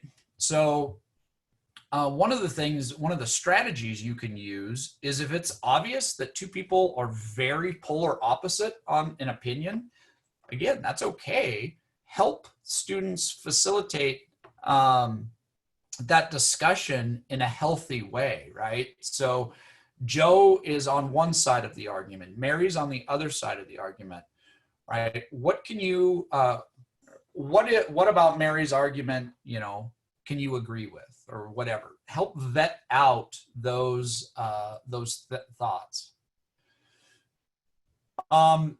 Anytime we can dig in to try to find consensus or understanding, right? So if one person says one thing one way, another person says another thing another way, but they're essentially saying the same thing, call that out and make that connection for learners. Again, practicing, some thankfulness and well, Jason and I like to call this online smile. Anytime you can add niceties into anything digital, discussions, email, texts, whatever, it's a good practice, because we know that digital platforms come off colder, text and digital platforms come off colder than if we were to say it face to face. And so you have to have some thoughtfulness in adding niceties to your discussions, modeling that for students, and then also calling out students that are doing it themselves and praising them for that is another great strategy. And then continuing to let students know that it's okay to take some risks, right? It's okay to maybe say an unpopular opinion, or to take a shot at explaining a difficult concept. All of these are okay. And then again, if things are getting off track, call it, pull the students back, right? Pull them back to whatever we're talking about.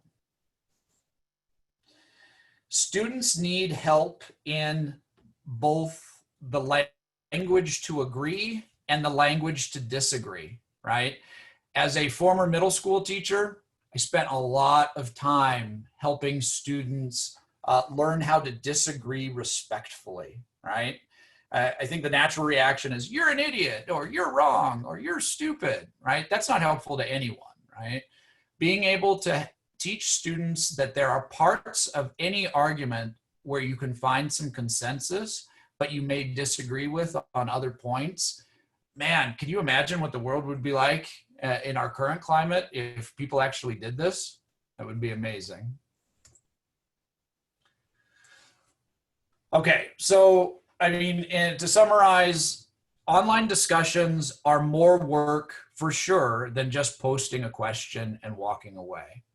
I would argue if that's the time you have allotted for it, it's actually more detrimental to do that to your students than to just not have the conversation at all. If you're going to have conversations, you need to be prepared to add scaffolding, be engaged in the conversation for the run of the conversation, and set up appropriate time so that a true discussion can happen. And again, I would go to, if we don't end up going back to classes this year and it's more, distance learning, this is a very critical piece to building rapport and building that trust amongst yourself and students. And it's going to be hard. It's going to take practice. It's going to take time after time after time, but your students will get it if you're committed to it. Okay, so we have an activity that we're going to jump into here to do a little practice of this. So I'm going to, I'm going to pull up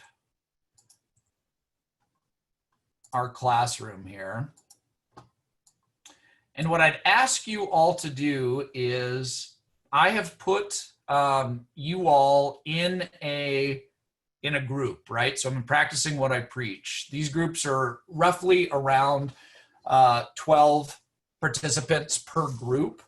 You've all been asked the same question, but, and this is a biggie, we've added a little extra incentive to engaging in the activity.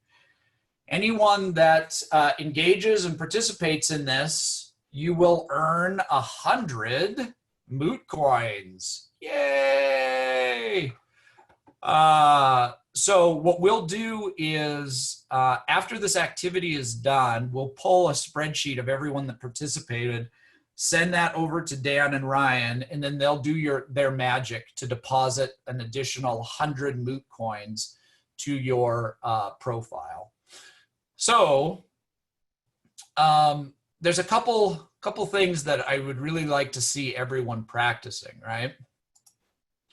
So you all now know, what the facilitator or the educator or the teacher should be doing. There is a, Julie, good question. Julie asked how we're doing the groups. So in Moodle, there's a way to set up groups within the Moodle. And then in a forum discussion, I can create a discussion topic for a specific group. So I basically had to do a couple things. I had to go to, let me show you.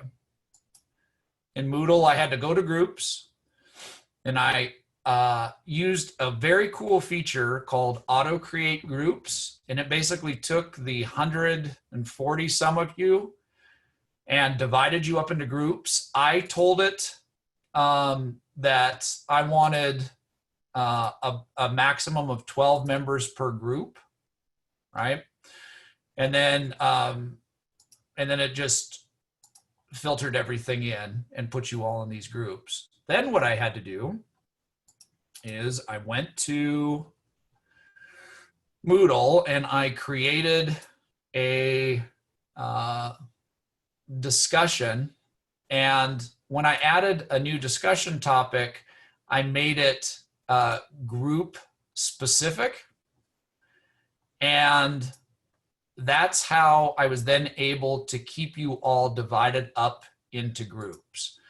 Now, this is an example of, a full-fledged learning management system with a fully built out discussion possibilities, right?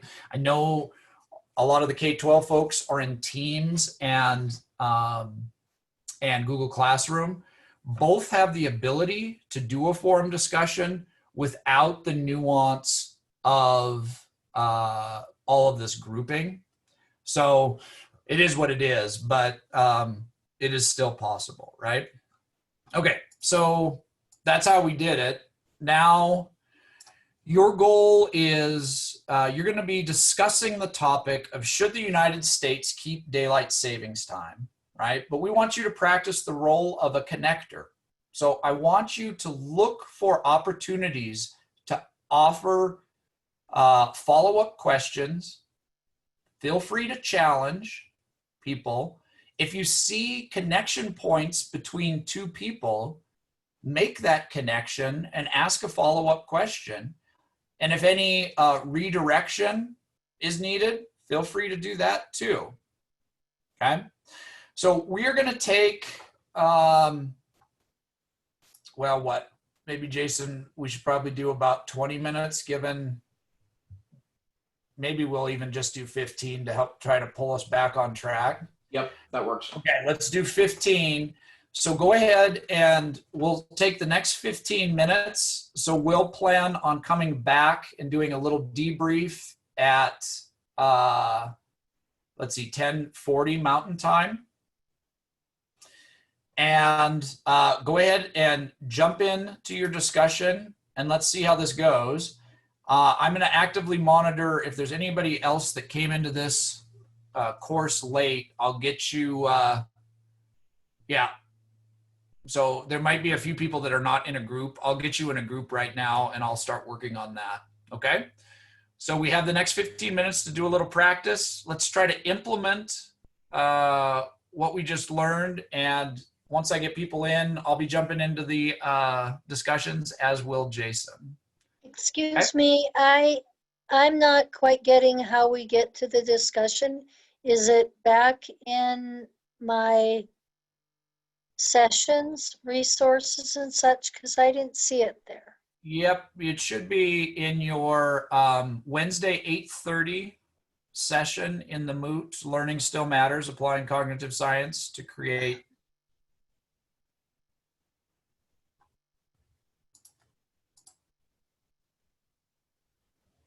I don't see it. Maybe I'll read. So I'm on the Moot homepage right now too, and I've also put a link directly to the course in chat. thanks, Jason. Oh, okay.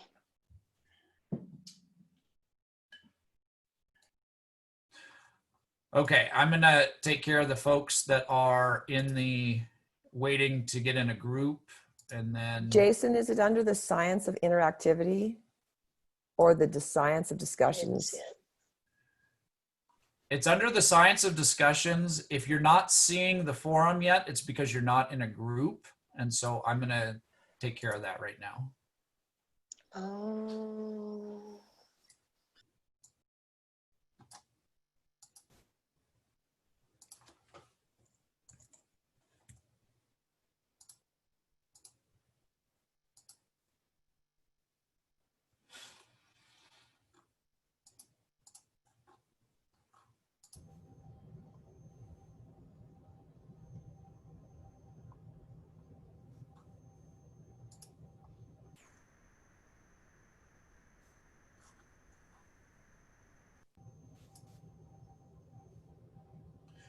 Okay, all of you that weren't in, I'm gonna create a new.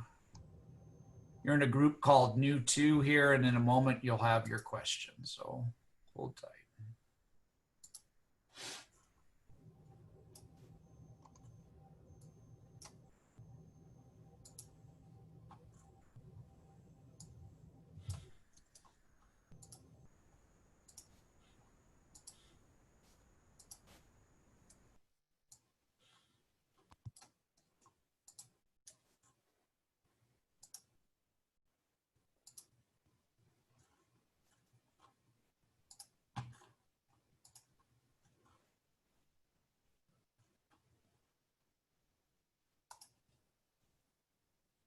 Okay, anybody that wasn't in there should be in a group now, in a group called New 2. And you should now see your.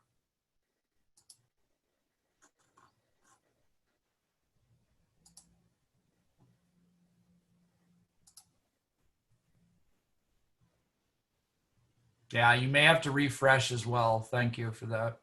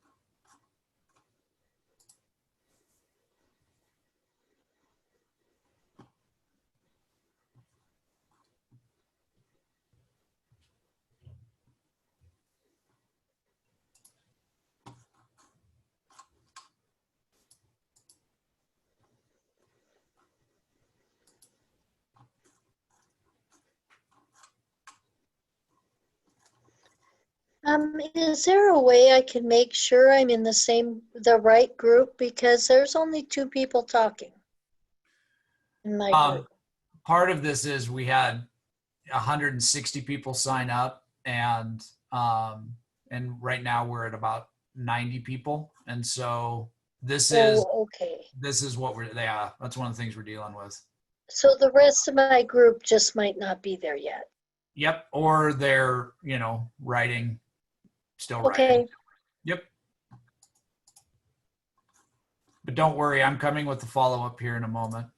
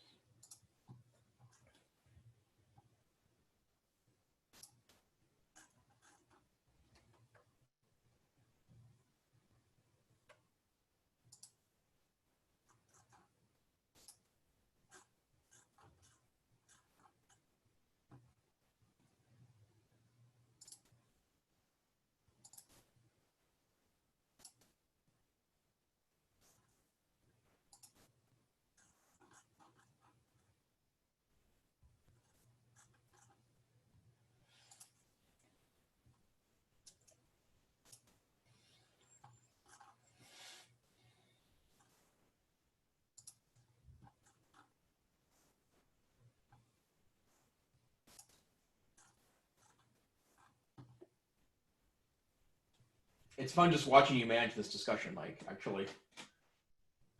Yeah, it's a little intense. I'm not going to lie, but Yeah. hopefully none of you have 100 plus in your classroom. Right. Well, and I think this is an important lesson too, that one of the things that, again, that is our broad recommendation is you have to manage discussion, right? It's not, these are very rarely successfully organic on their own without some intervention, whether it's you or you plus some students, or if you're lucky enough to have graduate assistants to help you out with that as well. But when we talk to our 9-12 teachers about this, they'll say things like, well, it was a lot of work for me to jump in and make this discussion a more interactive experience. And our answer is yes, that's absolutely correct. And it's not that we discourage discussions. It's just that there is definitely there's a trade-off here that if it's just being used to fill time as opposed to meeting a important learning goal, then I would just say don't defer to discussion.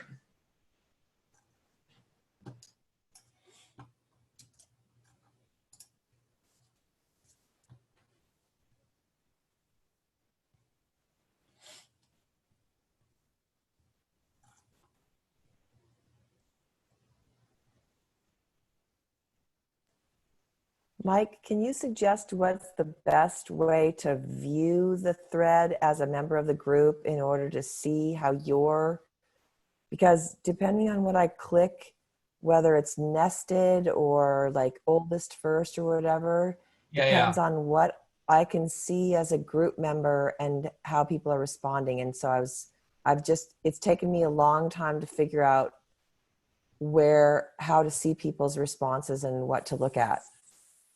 I just figured that out too. Thank you for asking that.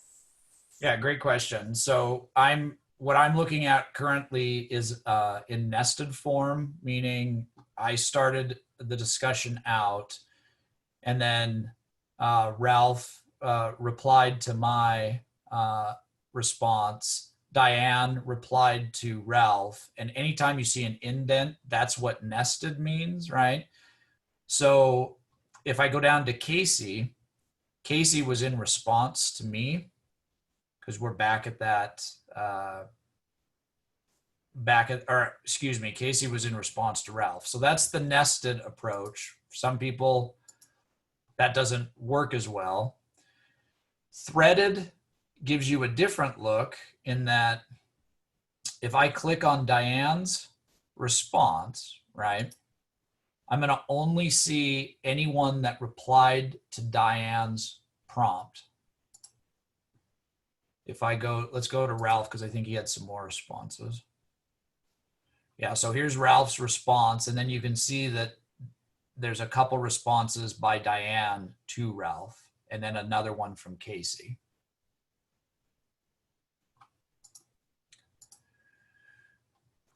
And then here's a flat response by timestamp, right? So this one, I mean, these ones to me are only helpful to see the most recent responses because it's just a long laundry list. As a Gmail user myself, I prefer things nested because I'm used to that with Gmail of conversations then being sub conversations of other things. I also use Reddit and read Reddit, and Reddit organizes the same way. This really is a personal preference thing, but that's basically the organization structure that they have for this. Now, to address another comment in chat, there's some discussion going on about chat versus forum. And so to be clear, a forum discussion is really meant to be asynchronous. And what I mean by asynchronous is not in real time, right? So over time. Chat would be an example of something that's synchronous or in real time, right?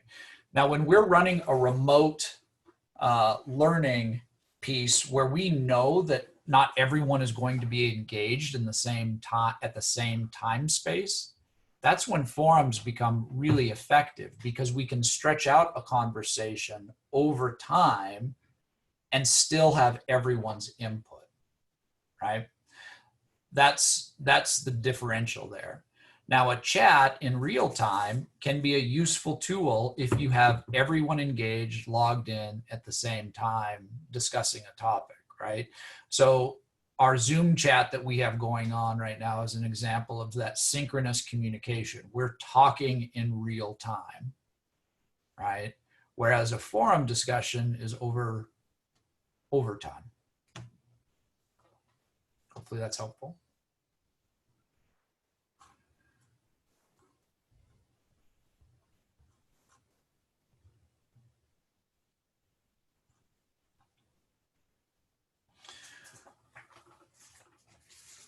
Okay, we've hit 10:40.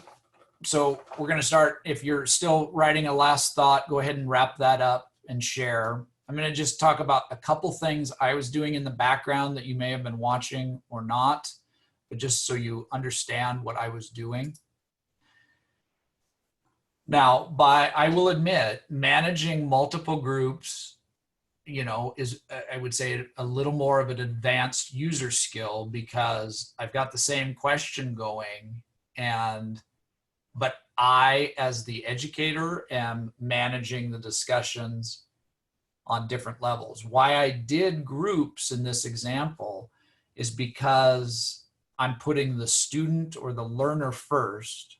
Because can you imagine if I had asked this question with 100-some participants actively engaging, and if you look at all these group replies, right, if that was in one thread, how overwhelming that would be to the learner. I got the sense that some of you, even with grouping, it started to get a bit overwhelming because there was just so much coming in all at once.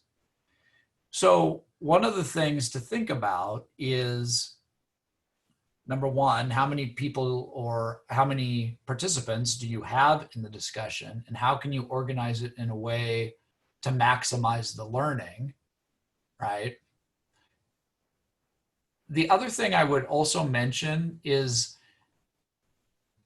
you got the sense of how a forum can work. The thing that wasn't true to a real forum is how all of these replies came in like this. That's not how they usually work, right? Because they're spread out over time. And that spreading out over time helps with that feeling of overwhelmness that of all these messages coming in. A typical forum discussion will have, some play throughout the week, right? But it's spread out over time, so it's not as overwhelming. Now, that's not to say that it's not going to require a lot of management and time on your part. But again, if you don't have face-to-face interaction or live video interaction with your students, this is one of the best ways to start to build community in your course amongst the other learners. And so that's one of the big takeaways I'd like you to take away today is if we go back and it's half and half, right? You have some time with students face-to-face, and then there's an online component. You may never need to do a discussion, right? If you have live interactive time with your students all at the same time over video, you may never need to do a forum. But if those two pieces are missing, I would really recommend you start to dig a little deeper into community of inquiry and think about how you can leverage forums and discussions in whatever platform you're using to build community in your course. It's a really critical piece, especially with this all the unknowns of this upcoming year. Mike, can I add one other quick comment? Please do. One of the conversations we've had with a lot of teachers that are new to the online environment is how complicated it is to re-envision it online if you're used to running face-to-face discussions, because very rarely do, in a typical classroom discussion, even if it's very engaging, you feel energized by it, are you utilizing the rules that oftentimes come with more traditional online learning discussions. The read once, reply twice is the one that I kind of think of, and that if you are looking at a good discussion, or even think about good discussions you've held in your classroom, chances are a relatively small minority of students are actually responding and engaging with each other, and most people are passive. And so what that also involves too is, Mike wrote a really great question here, because you could approach it from multiple perspectives, and there wasn't a right or wrong answer, which meant that after the first 2 or 3 people responded, it was no longer necessary, or it was quite artificial to add in additional points because it had been largely covered. So those design pieces, I think, are extremely, extremely important. The other thing that I would mention that is a helpful strategy as you're thinking through, if you're going to try to tackle a discussion, what you need in your tool bag to do this effectively, is you should have pre-prepared a follow-up, at least one follow-up question that you know will help redirect students once the conversation starts to lull, right? So I was clicking as fast as I could. I think I made it to most groups, but I offered a follow-up to consider specifically around safety and the argument for to think about that and to talk about that. I also used the opportunity to prompt everyone, can you find research to back up, your point? Because I asked an opinion question, but now the next step was all right, can you find something to actually back up your argument here, which is a wonderful skill for our students to have, and obviously would require scaffolding on how to find a good resource and yada, yada, yada. Point being, though, having those follow-up questions ready arm you to keep the discussion going as well. And then I saw a few people in chat mention this notion of reading through and finding connecting points. That's the magic. If you can read through that, your content well enough to see those connections and then make them, that's where real deep learning starts to occur. Super appreciate everyone jumping in and participating in that. And like I said, I'm going to pull a spreadsheet from this so that I can get Dan and Ryan all your names so you can magically have more coins pop up into your account. Just as a side note, if you haven't read through this, you'll definitely want to dig in a little bit to the whole moot coin piece of this moot. They've got some really cool things you can spend your moot coins on in their moot store. And so a lot of the presentations that you'll see over the next 3 days will have opportunities to earn additional moot coins. There's also some different activities within the main moot in which you can get additional moot coins. So look out for that as well. Okay.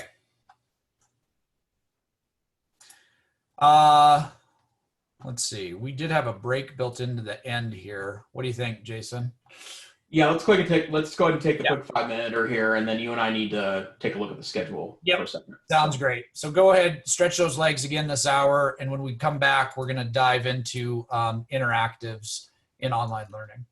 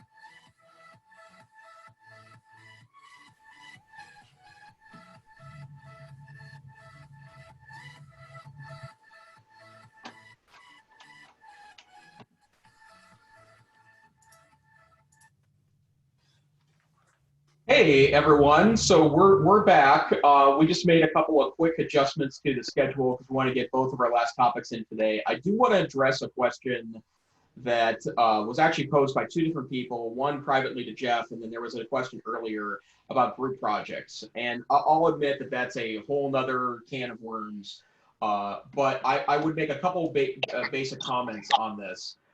First, the first one is that we have noticed that it is difficult for students to engage in group projects unless they are very tech savvy with the collaborative tools. So we're talking about video conferencing / collaborative documents like Office 365 or Google Docs.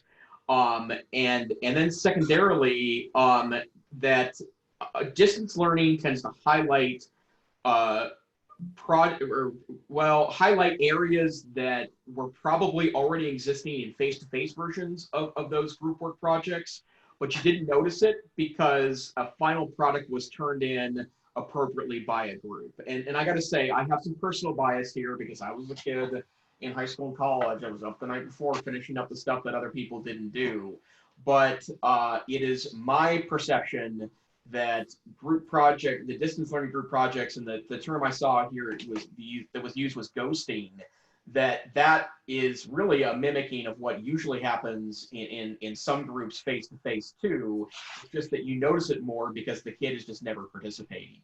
The research on this is really interesting because almost all the benefits of group projects that are talked about in research, and I've got a resource that I can share with you. I went and dug it out of my links that goes into some of the background pedagogy here.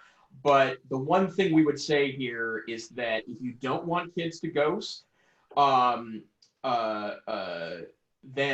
or disengage, you have to set up a fairly rigorous structure for that project that has regular check-ins with individual students as much as the group. And that if you're leaving it almost entirely to group dynamics, chances are that it is going to be an unbalanced approach to finishing up the project. And as Lang points out in the chat, I think it's important, workplace lurking, that happens quite a bit, I think, in individual projects as well. So a good point there. That's not something we're covering today. Have we ever done a group thing presentation? I don't think we have, Mike, but that's our perception there. So back to you, Mike. Okay, thanks, Jason. So we're going to jump into the notion of interactivity in online learning and kind of where it's been and where it's going. And so the first thing to know is that interactivity, digital interactivity, has been around for a long time. This is an example in the early 90s of a HyperCard stack around trigonometry. And it's a simulation, it's an interactive.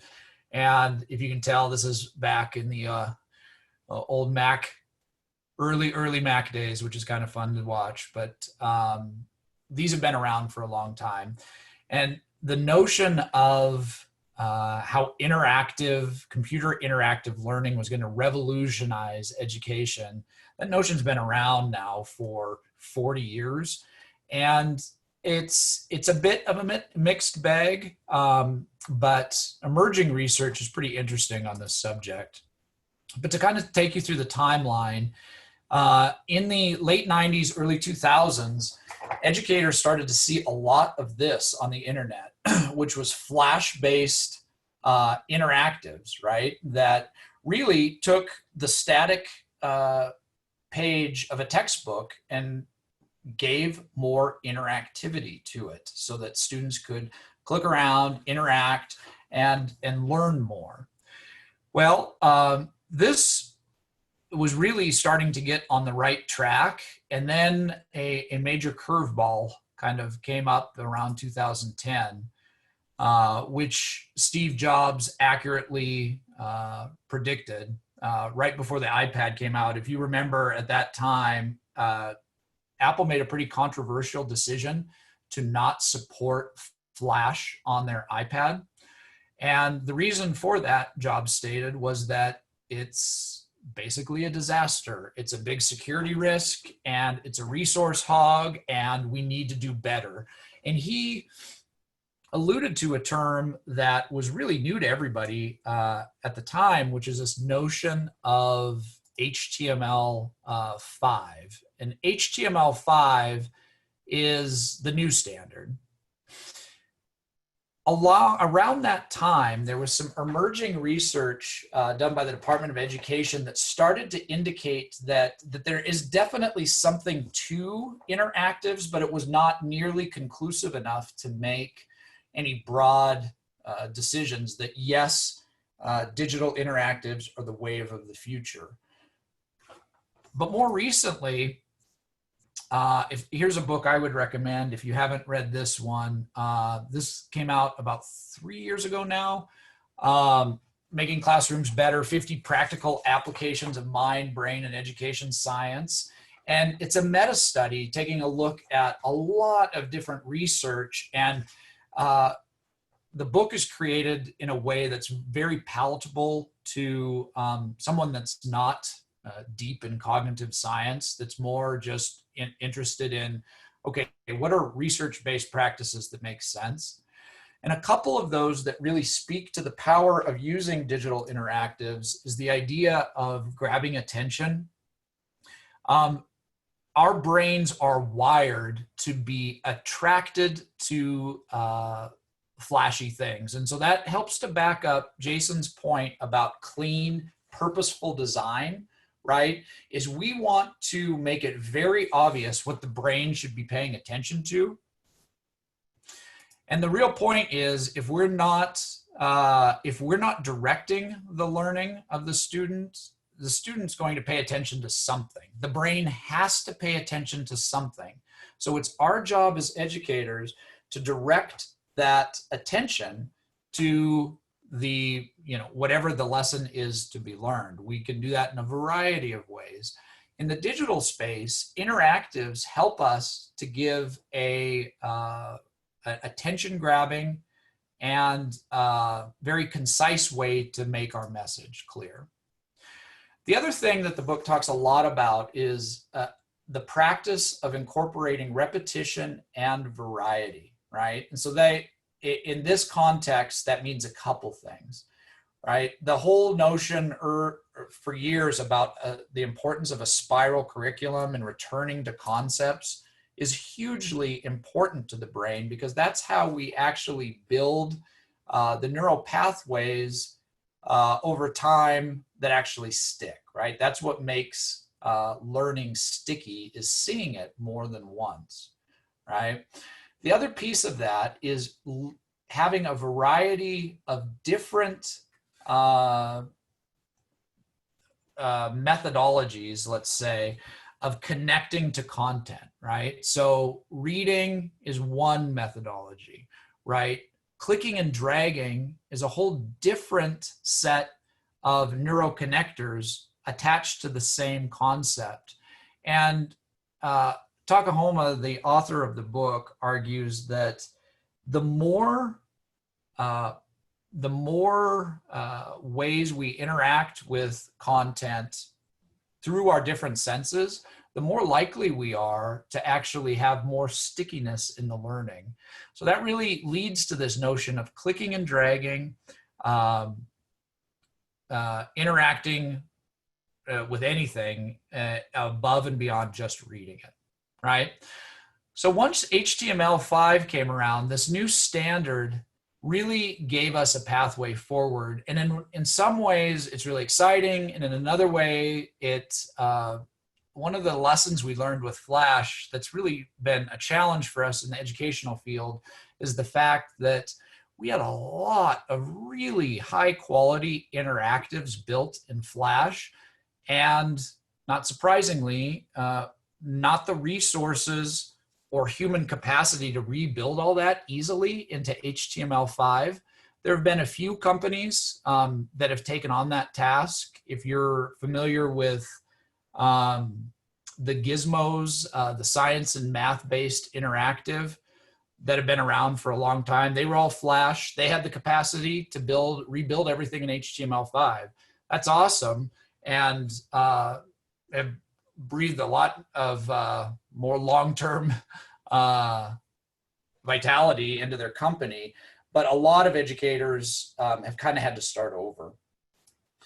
So enter in this notion of H5P. And if this is a new term to you, this is a technology that Jason and I are both super excited about. Basically, it gives educators the power to build their own interactives in HTML5. And a couple of the highlights that we really like about it is it supports basically every platform, right? So you can go to h5p.org.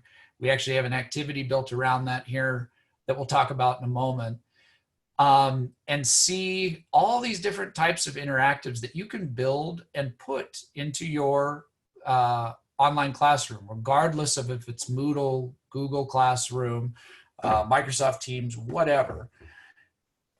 And it creates some really nice interactive pieces that are really couched in all the learning science that Jason and I have been talking about. I wanted to give you an example of what I'm talking about. And so this is from our criminology class at the Digital Academy. And what I'm going to show you is an example of a presentation module in H5P, right?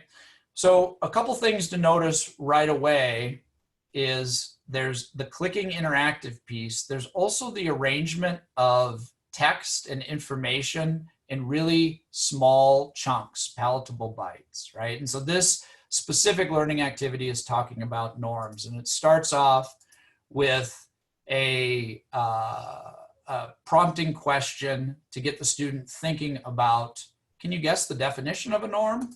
They click to then show it, right?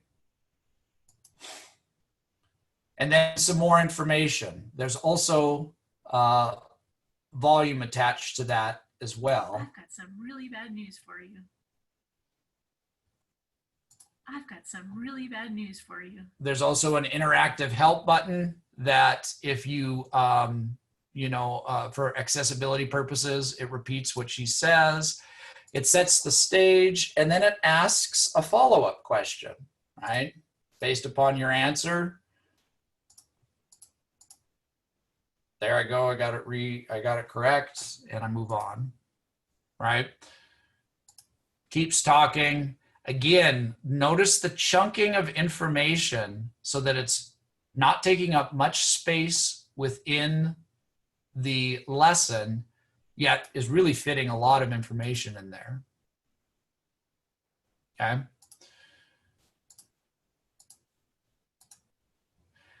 The last thing I want to show you is another piece that we were super excited about when H5P built this out. This is called an interactive video. And at the Digital Academy, we often incorporate videos into our lessons because today's learners like videos, especially if they're 3 minutes or less and condensed and not super long and drawn out. But what excites us about interactive video is that we can take the static experience of watching a video and overlay interaction above it. So for example, get your wheels shined up and your skates on your feet. It's time for the roller derby.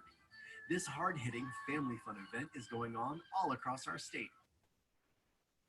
Notice the video played for a moment and then up pops a question. This is very much like what best practice is in the face-to-face classroom when using videos. Best practice tells us that we should never play a video from start to finish with students. We should have purposeful stop points to check for understanding and to make connections with the learning. An interactive video presentation like this allows us to do the same thing. And so as you can see, there's little dots throughout this video as it plays to do checks. And you can even program it so that if the check is incorrect, it actually sends the student back to the part of the video that covered it, right? So some pretty neat stuff. So For the sake of time, we've adjusted slightly what our next step is here in this workshop. We do have an opportunity for you in the course to practice and to learn a little bit more about H5P presentations. Josh asks the question about where do these videos hosted. H5P allows you, as long as there's a shareable link for the video, you can overlay questions over the top of it. So yes, YouTube, TeacherTube. We run our own video server at the Digital Academy called Kaltura. We've programmed it to redirect overlay questions over our own video server. Lots of flexibility there. Okay, so the adjustment we're going to make is, you can see under Science of Interactivity, there's a create an H5P presentation. For the sake of time, I'm going to leave this open until 9 o'clock tomorrow morning. At 9 o'clock tomorrow morning, if you have a post here, at that point, I will poll everyone that's created a presentation, and you'll earn yourself a second 100 moot coins. So for this workshop today, there's a total of 200 moot coins possible. Yes, so Google Classroom, H5P can be used there. H5P can be used anywhere, right? The completion requirement for the discussion forum is that you posted. So if you posted, you'll get your coins there as well. Okay, so the discussion poll is going to happen at the end of this session, and then I'm going to wait now until 9 a.m. To do a poll for the H5P. You don't need to post a new topic, just reply to the question prompt in the group. Okay, so that is on H5P. I would highly suggest you take some time to check this out if this is new to you. And again, it's just such a flexible tool, and by the way, completely free to use. So definitely worth a look. I'd also highlight, I did see, I'm not sure if it's Thursday or Friday, but I saw some other presenter is going to do an hour session just on H5P. If I've piqued your interest, I would recommend you take a look at that and go there as well. Okay. All right, so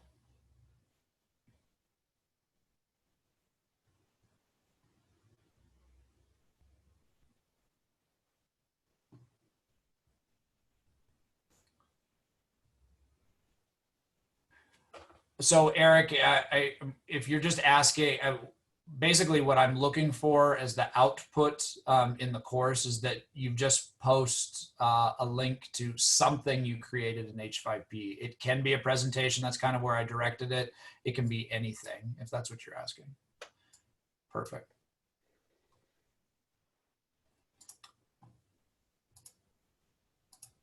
Oops. Okay, next up, we want to get into another component that is near and dear to Jason and I, and this is the idea of the importance of feedback, right? This is true regardless of face-to-face teaching or online teaching, but it is a critical component. Dare I say, it is the teaching component of online learning, right? Feedback is the component of teaching. Another book recommendation, Visible Learning Feedback by Hattie and Clark. This helps to create a framework that really goes into depth about the type of feedback you should be striving to give to all students for all assignments. And yes, it's a lot of work to do that, but it's critical work because again, it's the only really the touch point you have in the student learning process in online learning. Gone are the option, if it's fully online, for you to have that face-to-face interaction with students and get that give and take of knowledge acquisition. It has to be done through written or video feedback. So I like to frame this as, so I grew up playing basketball. So I think back to my best coaches, and my best coaches were the ones that not only praised me if I made a shot or not, but worked with me and fine-tuned over time all the nuances of how to increase my probability of making the shot, of talking through scenarios, of other directions I could go, and then put it in the bigger context of how my shot selection would help the overall team. And really, that's true of any learning outcome, right? So what Hattie and Clark say is that feedback should really address three things, right? Where am I going? How I'm going, and where to next, right? So it's not good enough to just say, yes, you got this right, or no, you didn't, but to actually get into the process, their learning process, right? How am I approaching this problem, or how am I approaching this answer? And then where is that going to take me next in the bigger scheme of things? So think about that learning objective that you've posted in your classroom or that you're hoping students attain. How does this step in the learning process correlate to that end outcome, right? They talk about these different levels of feedback. And the point here is that all of these are very important. The issue is at times, more often than not, we're only addressing the task level. So addressing the output of the student, how well they did at the task, whatever that task was, right? What Hattie and Clark argue is that it really needs to be more nuanced about the learning process, and then also giving students the opportunity to do self-assessment of their learning. So one of the recommendations they have is that in addition to whatever the questions are that they are to answer, or the task that they're supposed to perform, there should always, in every learning activity, be an opportunity for self-reflection about the learning activity, right? So as the final part of the assignment, things like, this was a really difficult assignment for me because of X, Y, and Z, right? Or this was, I had an easy time with this because I have background in whatever, right? This is something that Jason and I try to vet out in student perception surveys that we do every semester, right? To try to get to the meat of student learning and ask them questions about the course level. What in an optimal learning environment, students should be very accustomed to answering those questions because the teacher is asking them to reflect on their learning all the way through the learning process, right? So the national standards for quality are relatively new a new set of standards for online learning. And if you haven't checked them out, I would highly recommend a quick Google search, National Standards for Quality. And they really create a framework that supports the best of the best practices in online learning. And one of their key pieces is this notion that the online teacher provides actionable, specific, and timely feedback, right? So I know one of the things that I've heard a lot of my teacher friends talk about when they made the transition to distance learning was just how much the schedule of their day changed, right? It was just very different. They had meetings to attend to through Zoom, and then most had some face-to-face through video interaction with students.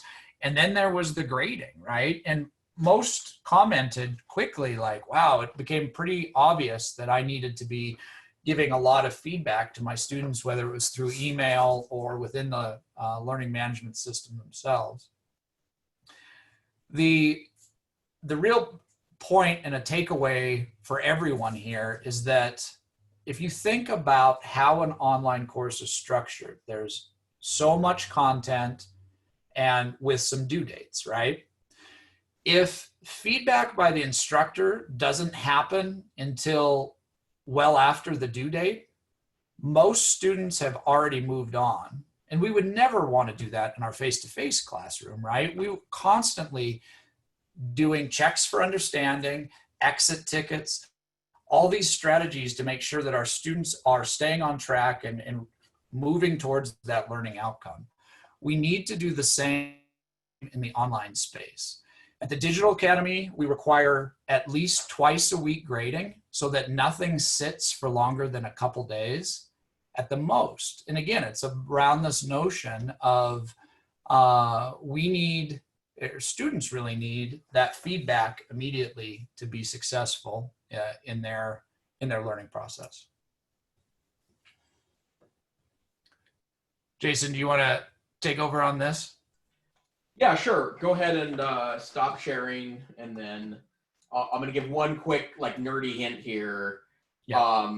So one of the ways that we have encouraged, especially of our teachers that are leading lots of feedback, is to note that typing out feedback is really challenging, right? Because it takes time. And in fact, a lot of our teachers that are leading great feedback for individual assignments noted that they were finding a challenge in doing so. There is a bit of a if there's a way to kind of quicken this up, I guess is the way I would say it. We have one strategy that I know a lot of our English teachers use, and also those that are grading essays or projects that are looking for like a feedback bank. And why am I not seeing? There it is. Let me share my screen. This is called text expansion. And I talk about this like in like every third presentation I give, and I feel like that everyone laughs and then not everyone takes me up on this. But the ones that do come back to me later and say it's been a real game changer for them. And text expansion is the notion that you type in a short phrase and it expands into a longer one, right? So let me give you an example. I'm using something called Text Expander. I'm currently on a Windows machine. This works on Windows, Mac, and also Chromebooks.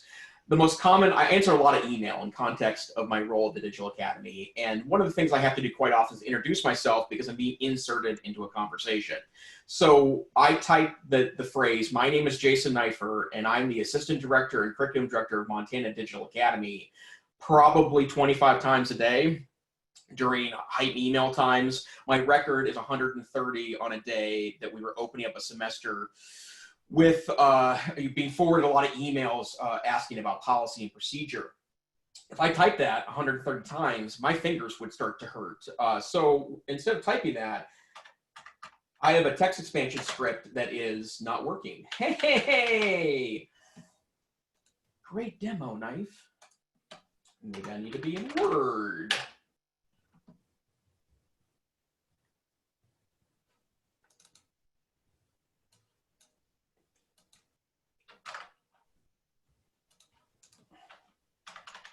Oh, it's because I used the wrong script.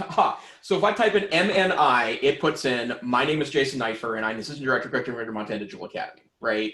What I figured out over time, though, is that if I'm constantly making the same comments to people, or if I'm making a reference to an MLA page for citing, or if I'm referring students back to particular curriculum, I can put all those comments into text expansion scripts and then have it type 2 or 3 sentences for me when I'm constantly making the same comment to students on a particular assignment. And when I am in a grading mode, and it's been a year or two since I last taught a class at the University of Montana, but when I am in a grading mode, I will go through and spend 10 minutes putting in common comments I expect to make to students in text expansion scripts to save myself time. I also do this with emails. Whenever I'm answering support tickets, I type .tn, and this is all the things I would say to students in a support ticket and common things I would put down in a support ticket. I've also noticed over time that when I talk to parents, there are the same 15 or 20 things that I know get my point across, but I have carefully honed those messages down to a chosen few. If I type .pn, I get my parent nice email script, which has all of the various phrases that I know can engage with teachers without, or I'm sorry, with parents without, being very kind, even though I'm redirecting sometimes in a fairly pushy way. And so if you find yourself typing the same thing over and over and over to students on feedback, use a text expansion script. And I need to find, where are we at here? I lost the presentation. I've put a couple of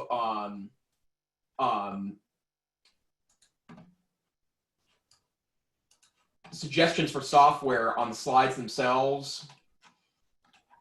And I like the one called Text Expander because it works across Macs, PCs, and Chromebooks. But there are others available. Text Expander, Type It For Me is available on Mac, it's pay. And there's also one that's free on the Chrome browser called ProKeys. If you're interested in this and want to know how to set it up, please contact me directly and I'll help you with this. But this one has been revolutionary for me, having to type things over and over again. It's also really great for grading because I can add in things like a rubric. I can add in comments I'm making over and over again. I can put references to things. I find this to be a real time saver when I'm teaching kids that are largely digital. So that's pretty nerdy, but I'm a nerd. So I guess that I'm on point there is what I'm trying to say.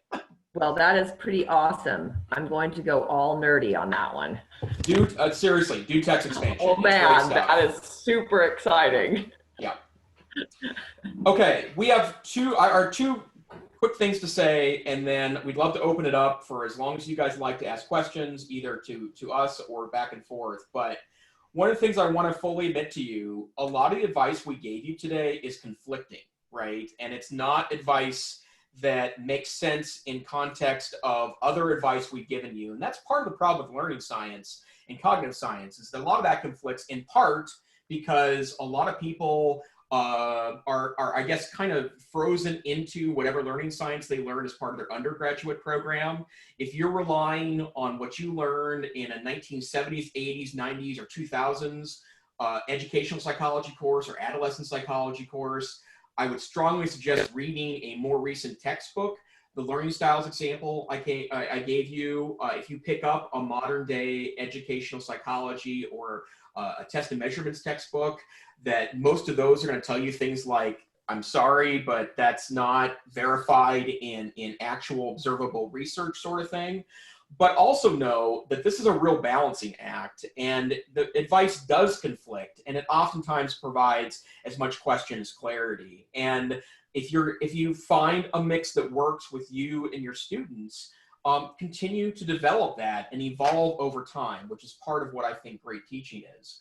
But then also give yourself a break. If you're returning back to remote teaching this fall and it's not going as well as you want it to, obviously a commitment to improving is important, but I'll go back to an earlier point I made.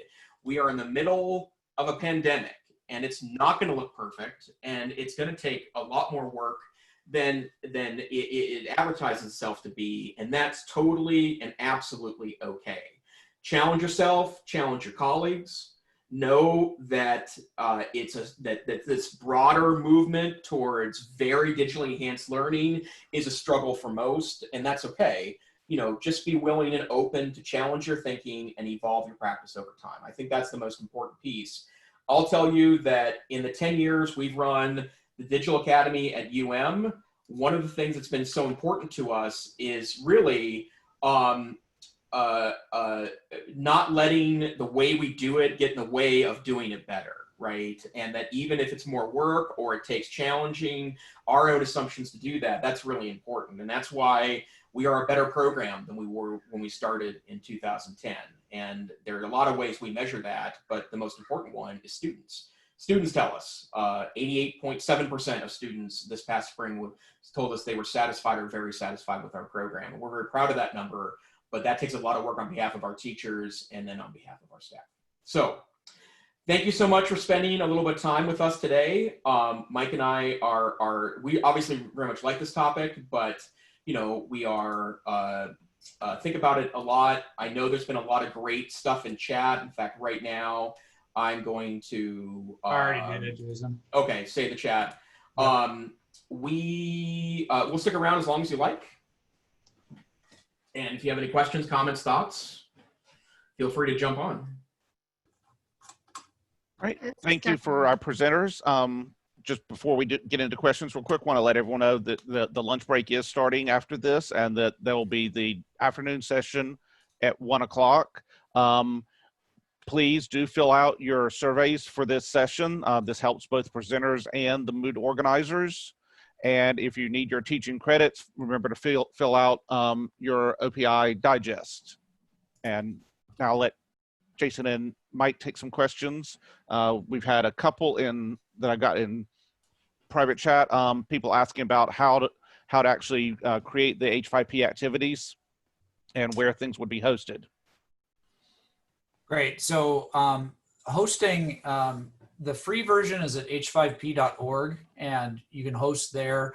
In the activity that we have built into the Moodle classroom, you'll see that I kind of walk you through the process of getting started with H5P. So I would definitely take a little time and go back there and go through that. What we've then asked is if you play with it and create something, to add a post to the H5P section and share that back with us. And then you'll get the bonus of another 100 moot coins tomorrow morning.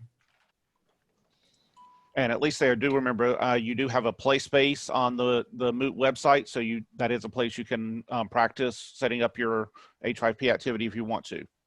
As well, yeah. Or I directed everyone to h5p.org so that it's universally acceptable, not just in the moot shell. So both options are available to you. And Randy noted that you can no longer host. You can no longer host at h5p.org. You need h5p.com, which I think is the purchasable version of H5P. They changed the policy a few months ago because people are using h5p.org to host things for years and years. And it's intended only for trying it out. Yeah. So they blocked embeds out of h5p.org, and that policy will go into complete effect at the end of the year. So if you embed anything now, it will disappear in the future. So they want people to go to h5p.com. Yeah. If you have Moodle, though, of course, you can just put it in Moodle. So talk to your Moodle administrator and be nice to them, and it'll be in Moodle. And learn what kind of how they take their coffee too. That's also useful. Yes, that is true. Also for H5P, Moodle is still building its own versions of H5P that are being included in Moodle. So when you're moving from 3.7 to 8 to 9, there will be more and more changes in Moodle. So there's a lot of work going on to make H5P into the core part of Moodle. So which is good. That's a very good development. Maybe we can talk about this in one of the, who's doing the H5P thing? Do you know this week? Sorry, Jeff, do we know I that? don't off the top of my head. I think there's a couple of them. Yeah. Yeah. They should talk about these things, and if not, I'll chip in because I keep up with this very closely. So if anybody has any questions, I'm available. Well, H5P has been really revolutionary for us from a course design standpoint. It's a terrific tool. Yeah, I mean, Moodle's recognizes that by bringing that into core. It's just that technically it's going to take quite a lot of work to do that because of the underlying differences, but it's a great development for Moodle. For those of you that are still here that happen to be, especially if you're a program administrator, Diane makes an incredibly important point in chat about the timeliness and quality of feedback if you are teaching very large classes. And I honestly believe this is a broad problem we still face in distance learning, that somehow there's a perception that because it's online, it is easier, which is of course the worst way to describe anything, than teaching face-to-face, and thus the teacher should be able to handle massive sized courses. And Diane, and I wouldn't pretend that I can state it as eloquently, but points out that that quality goes down and responsiveness goes down when you're teaching these massive sized courses. And as we move to remote or distance learning as a pandemic response strategy, I couldn't agree more that that's a huge mistake to just assume that teachers can take on massive course loads. And we noted in our own program that we think that a reasonable class is 25 or less, although most of our course models pay per student as opposed to a single payment for a section of a class. We do that in part so we can scale and expect teachers to do more when they have more students. But there is a true limitation to the number of students that you can meaningfully engage with in an online class and still provide feedback, which again, as Mike, I think very correctly stated, really is an important teaching component in a distance learning environment. So definitely check out that comment from Diane in chat. I think that is straight up awesome and very much a part of the challenges we're facing. Since we're talking about the chat, just FYI, the chat transcript has been posted to the Moodle shell as well. So that's all been archived and is linkable now under the session resources for this session. And one last thing I would note is that, I don't know, like for my own personal feeling, I don't know if distance learning and face-to-face learning are the same or not. Like I feel like I have enough experience in both to have some opinions on this, but what we haven't had any real research in yet is comparing really apples to oranges, right? Or I'm sorry, apples to apples as opposed to apples to oranges. And, I taught for a long time in face-to-face classrooms. I've probably observed in context of both my job and some of my graduate work, hundreds of classrooms. And I can tell you in face-to-face, I've seen some pretty amazing teaching in classrooms. I've also seen some pretty not amazing teaching and effectiveness in face-to-face classrooms. I've also seen the same online. I've seen very effective strategies in online classrooms, and I've seen some very not effective strategies in online classrooms. And I'm hoping as we do more research on this, we can compare a best practices driven online course and various measures of effectiveness with a well-developed face-to-face course and good pedagogy as well. And, we're not there yet. There's been blissfully little research on really, especially experimental gold standard research on distance learning. And I hope that is part of where we go next in educational research, because I do think we need to answer questions about effectiveness, especially when it's, in some cases, the only option available for a lot of different formats and situations. But I can ramble on for hours about that, and I will choose not to. So, because you guys want to eat lunch. Again, we're hanging out for the time being. If you want to go grab lunch, great. Otherwise, if you've got a question, thought, you just want to hear Mike and I ramble, that's fun too. So Jason and Mike, this is Carly from the Office of Public Instruction, and I just wanted to say, hello. Jess and I have a session tomorrow morning, and it is so funny the level of parallel thinking that you and Mike have in comparison of our presentation too. We're talking about the community of inquiry framework. We're talking about a lot of the same things that you guys mentioned. So I just thought that was super funny, and yeah, that was great. So thank you. We're happy to set the stage for you, Carly. Yes, thanks. We'll just record bits of what you guys did and just share that.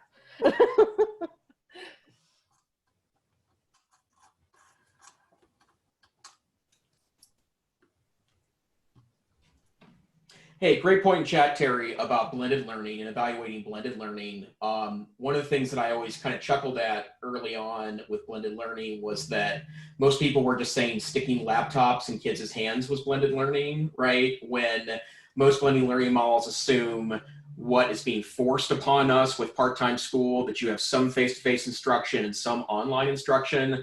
I would really like to see a lot of those results as well. I think there's something to blended learning that we haven't really discovered in evaluating research and practice, but I couldn't agree more that it's a real opportunity for us to evaluate that.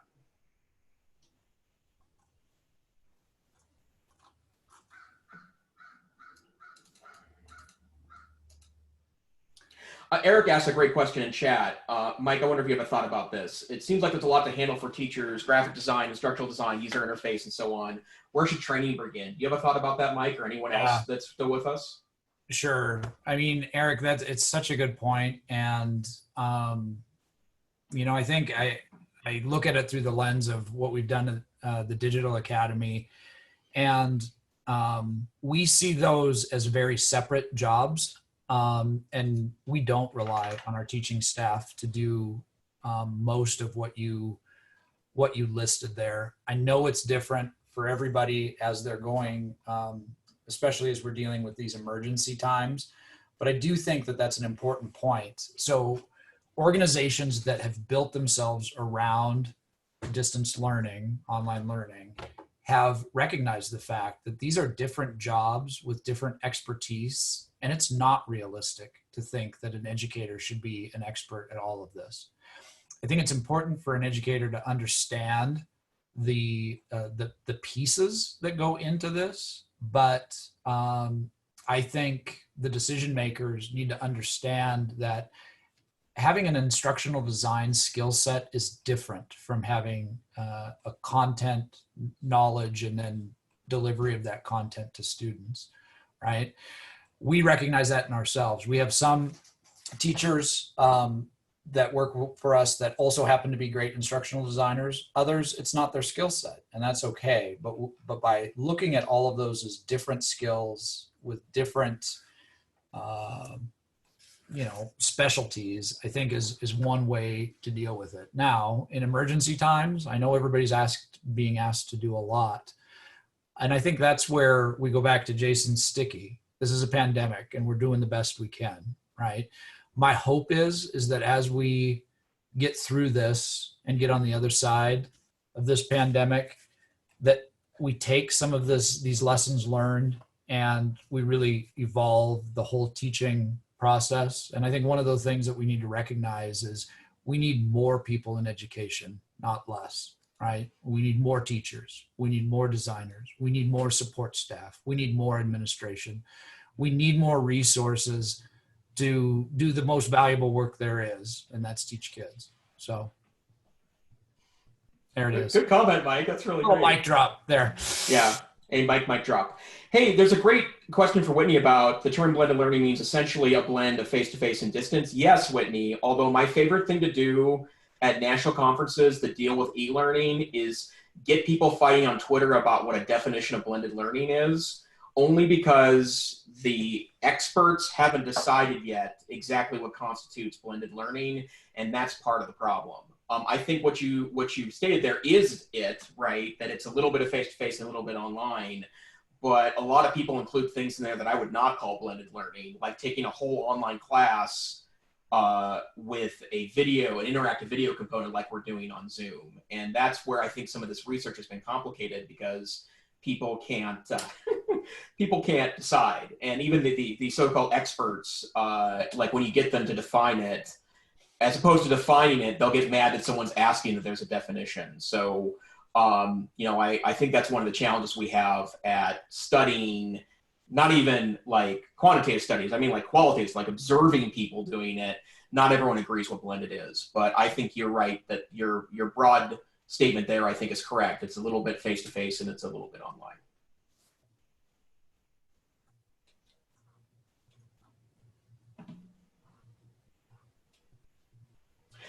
So 95377 asks, how would you schedule a virtual training that's normally 32 hours of classroom time?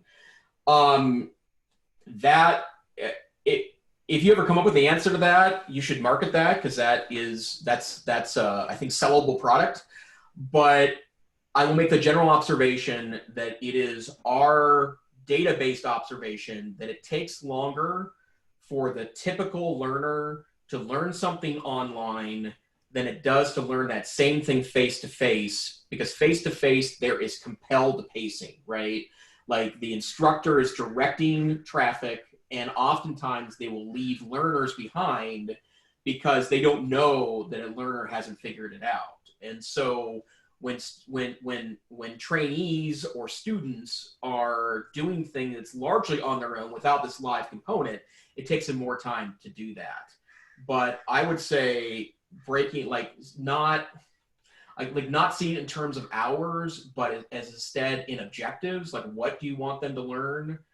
Design around the what you want them to learn part, make a guess at what that's an equivalent to. That's the best way to do that. And it's hard.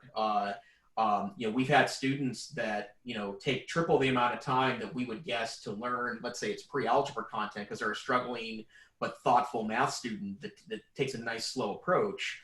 But we have all these kind of held over assumptions from Carnegie units, from back in early days of planning education, that we think of things in terms of time.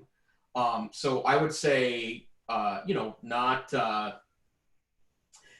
see it in terms of time at first. Try rough equivalency in regards to your outcomes, or as Carly correctly notes it, as competencies.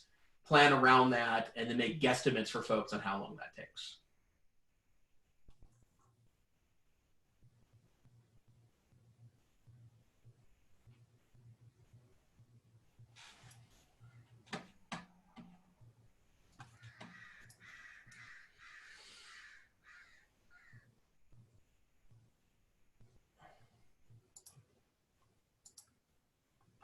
I was just curious, where do you guys see things going in the future, especially in terms of preparing future teachers post-pandemic?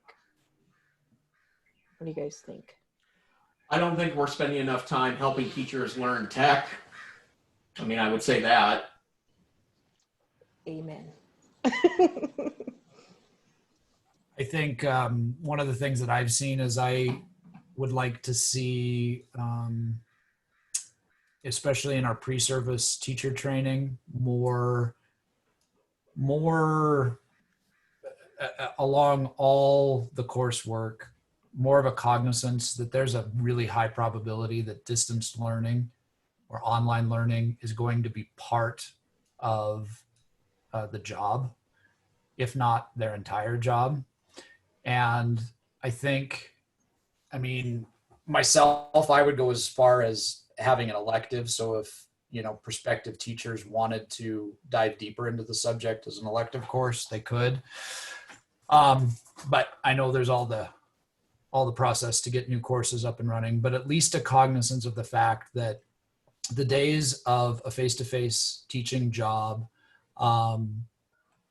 it's not the only gig in town anymore. There's a lot of opportunities to do, to teach in different ways and to reach kids. And I think an acknowledgement of that, and then a discussion about best practices around both, makes a whole lot of sense, because even if you're not fully online teaching, most likely you're going to have some blended in your teaching.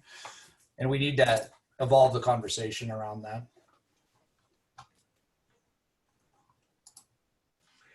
I used to have folks that applied with us, and I asked them why they want to apply, why they want to work for us, because they said, well, in the future, I think this is the future of education. I used to scoff. Boy, that was the wrong response. I think good pedagogy is a mix of, good teaching practice plus a little bit of performance art, right? I don't think she's not in here any longer, but Lindsay Thompson is a teacher at Hellgate High School. She was actually in my first class that I taught my first year of teaching a long time ago. And she's now a social studies teacher at Hellgate. She also teaches for us at the Digital Academy. And, I love the drama of a classroom. I like being a clown in front of kids. I like seeing that look over their head when they get something, right? A complex historical issue, or they're willing to discuss. I mean, I miss that when I teach online, but I will tell you that teaching online has provided me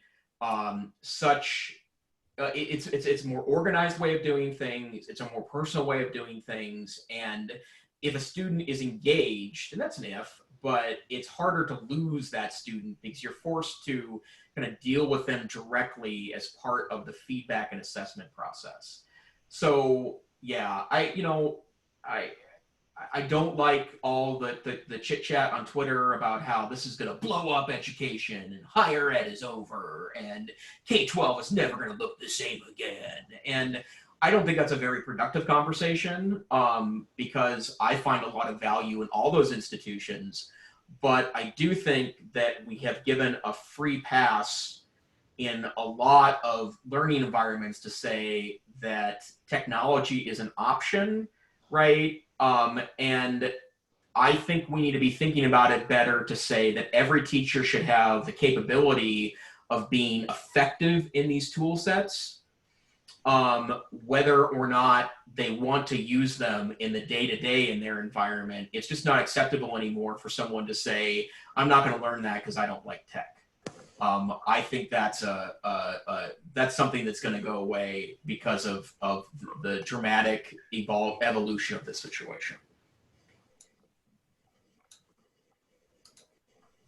Yeah, it certainly seems that this pandemic, and one thing that I do see as a benefit as far as education goes, the digital literacy, not just for students, but for educators being such an important skill set that I think people are finally recognizing that we have an opportunity to upskill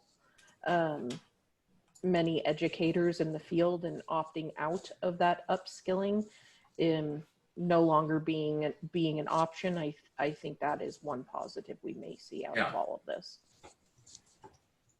And I would also note, like, I don't want to spend an hour rambling on about that digital native, digital immigrant crap, but the thing that was so hard for me about that framework was that, like, are you telling me that someone with 25 years experience in a K through 20 classroom has no chance to becoming technology proficient because they're in their 40s, whereas a 15-year-old is going to automatically have more skill because they're a digital native? And I thought that was a terrible way to talk to well-meaning professional educators about the best way to use tech, right? Kids may be more fearless. They may be more willing to try new stuff. That's true of kids in general. But that's something that I think, I don't know, it bothered me from day one. And I'm glad that there's research behind this now, because I knew that wasn't true. So yeah, and I think that's part of the reason why a lot of teachers, I think, gave themselves a pass for not engaging with district or school-based initiatives to integrate more technology, is because we then told them that you don't have a shot at learning this stuff because you're an old fogey. You should instead, just let kids do it for you, which, I mean, there's some merit into inviting kids to be a partner with you on the tech, but I felt like that was handled so poorly, and everyone used the Mark Prinsky stuff as justification for it. And I thought it was pretty gross. And Randy, the type of ageism, I couldn't agree more. Yeah. By the way, the most techie people I know, kid-wise, they were pretty rare. I mean, they're all like engineers now, so they were kind of techie by mindset, but very few of my students in the 13 years I was in a face-to-face classroom, I would say, truly had a master of technology to where they could use it to learn in a productive way, right? Now that's changed a little bit. I think that the typical K-12 student is much more functional than they were 10 years ago on tech, but still. Jason, I'm actually an IT professional. I am the administrator for our Moodle at the Department of Transportation. Mm-hmm. And the discussion forum exercise you had us do was such an eye-opener for me, because for me, that was a barrier to the discussion. I mean, there's good things about it and there was bad things about it. The good thing was that you could post videos, you could, add resources to the discussion. But the bad thing was that getting your replies in, and it was it was like having a conversation with something in the middle. So I would say almost like a webinar format for a discussion might even be better, like what we're doing now. Sure. But the other important point about that was how essential Mike's role was in that as a moderator, in introducing that methodology, learning methodology, teaching methodology into the exercise was absolutely essential to getting the most out of it. So anyway, though, just a couple of points about the necessity of having the teaching methodology, that instructor there as part of the issue, not just releasing the technology to the students at large. That's a great point, and I'm glad you saw that too, with how short that exercise was. But I will say it is not uncontroversial that the community of inquiry model does have a relatively heavy-handed instructional approach to start with, at least, because there are a lot of folks that adopt models that would say that students should be able just to moderate this themselves. But at least in my personal observation, and I think that's also true of the community of inquiry data, left to their own devices, people that are learning together aren't always having forward-moving, productive conversations. Yeah, I'm following up with that. I'm just really curious if anybody has experimented, and maybe not at K through 12, but has anybody experimented with teaching the Socratic method for having a discussion and drawing people's beliefs out and things like that? I always find that fascinating. Wondered if anybody's using that. So in that book I referenced, the 50 best teaching practices with mind-brain science, that there is a whole section on the Socratic method, and it really gets into the brain research of why that's such a valuable process. Which was interesting to me because I've been in circles where people are super excited about the Socratic method, and then there's others that are not as much. And so when I stumbled across this book and read it, it was like, wow, that really lends some advocacy to the idea of the Socratic method and teaching, and again, teaching kids how to get to a deeper discussion level. Yeah, there's a lot of YouTube videos on that topic as well, so I noticed. Yeah. Which book was that again, Mike? The 50, Tracy Tokuhama is her name, 50 best teaching practices for mind-brain learning science, something like that. Oh, great, thank you. Yep.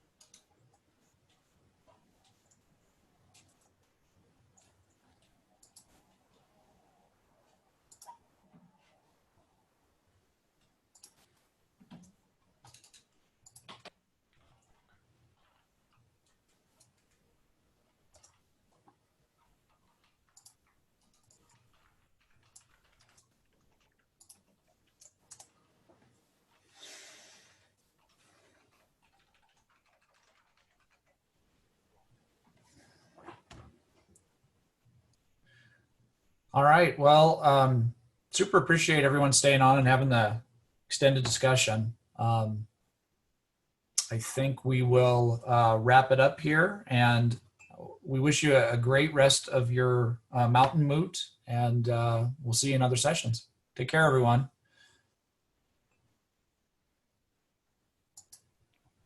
Thank you.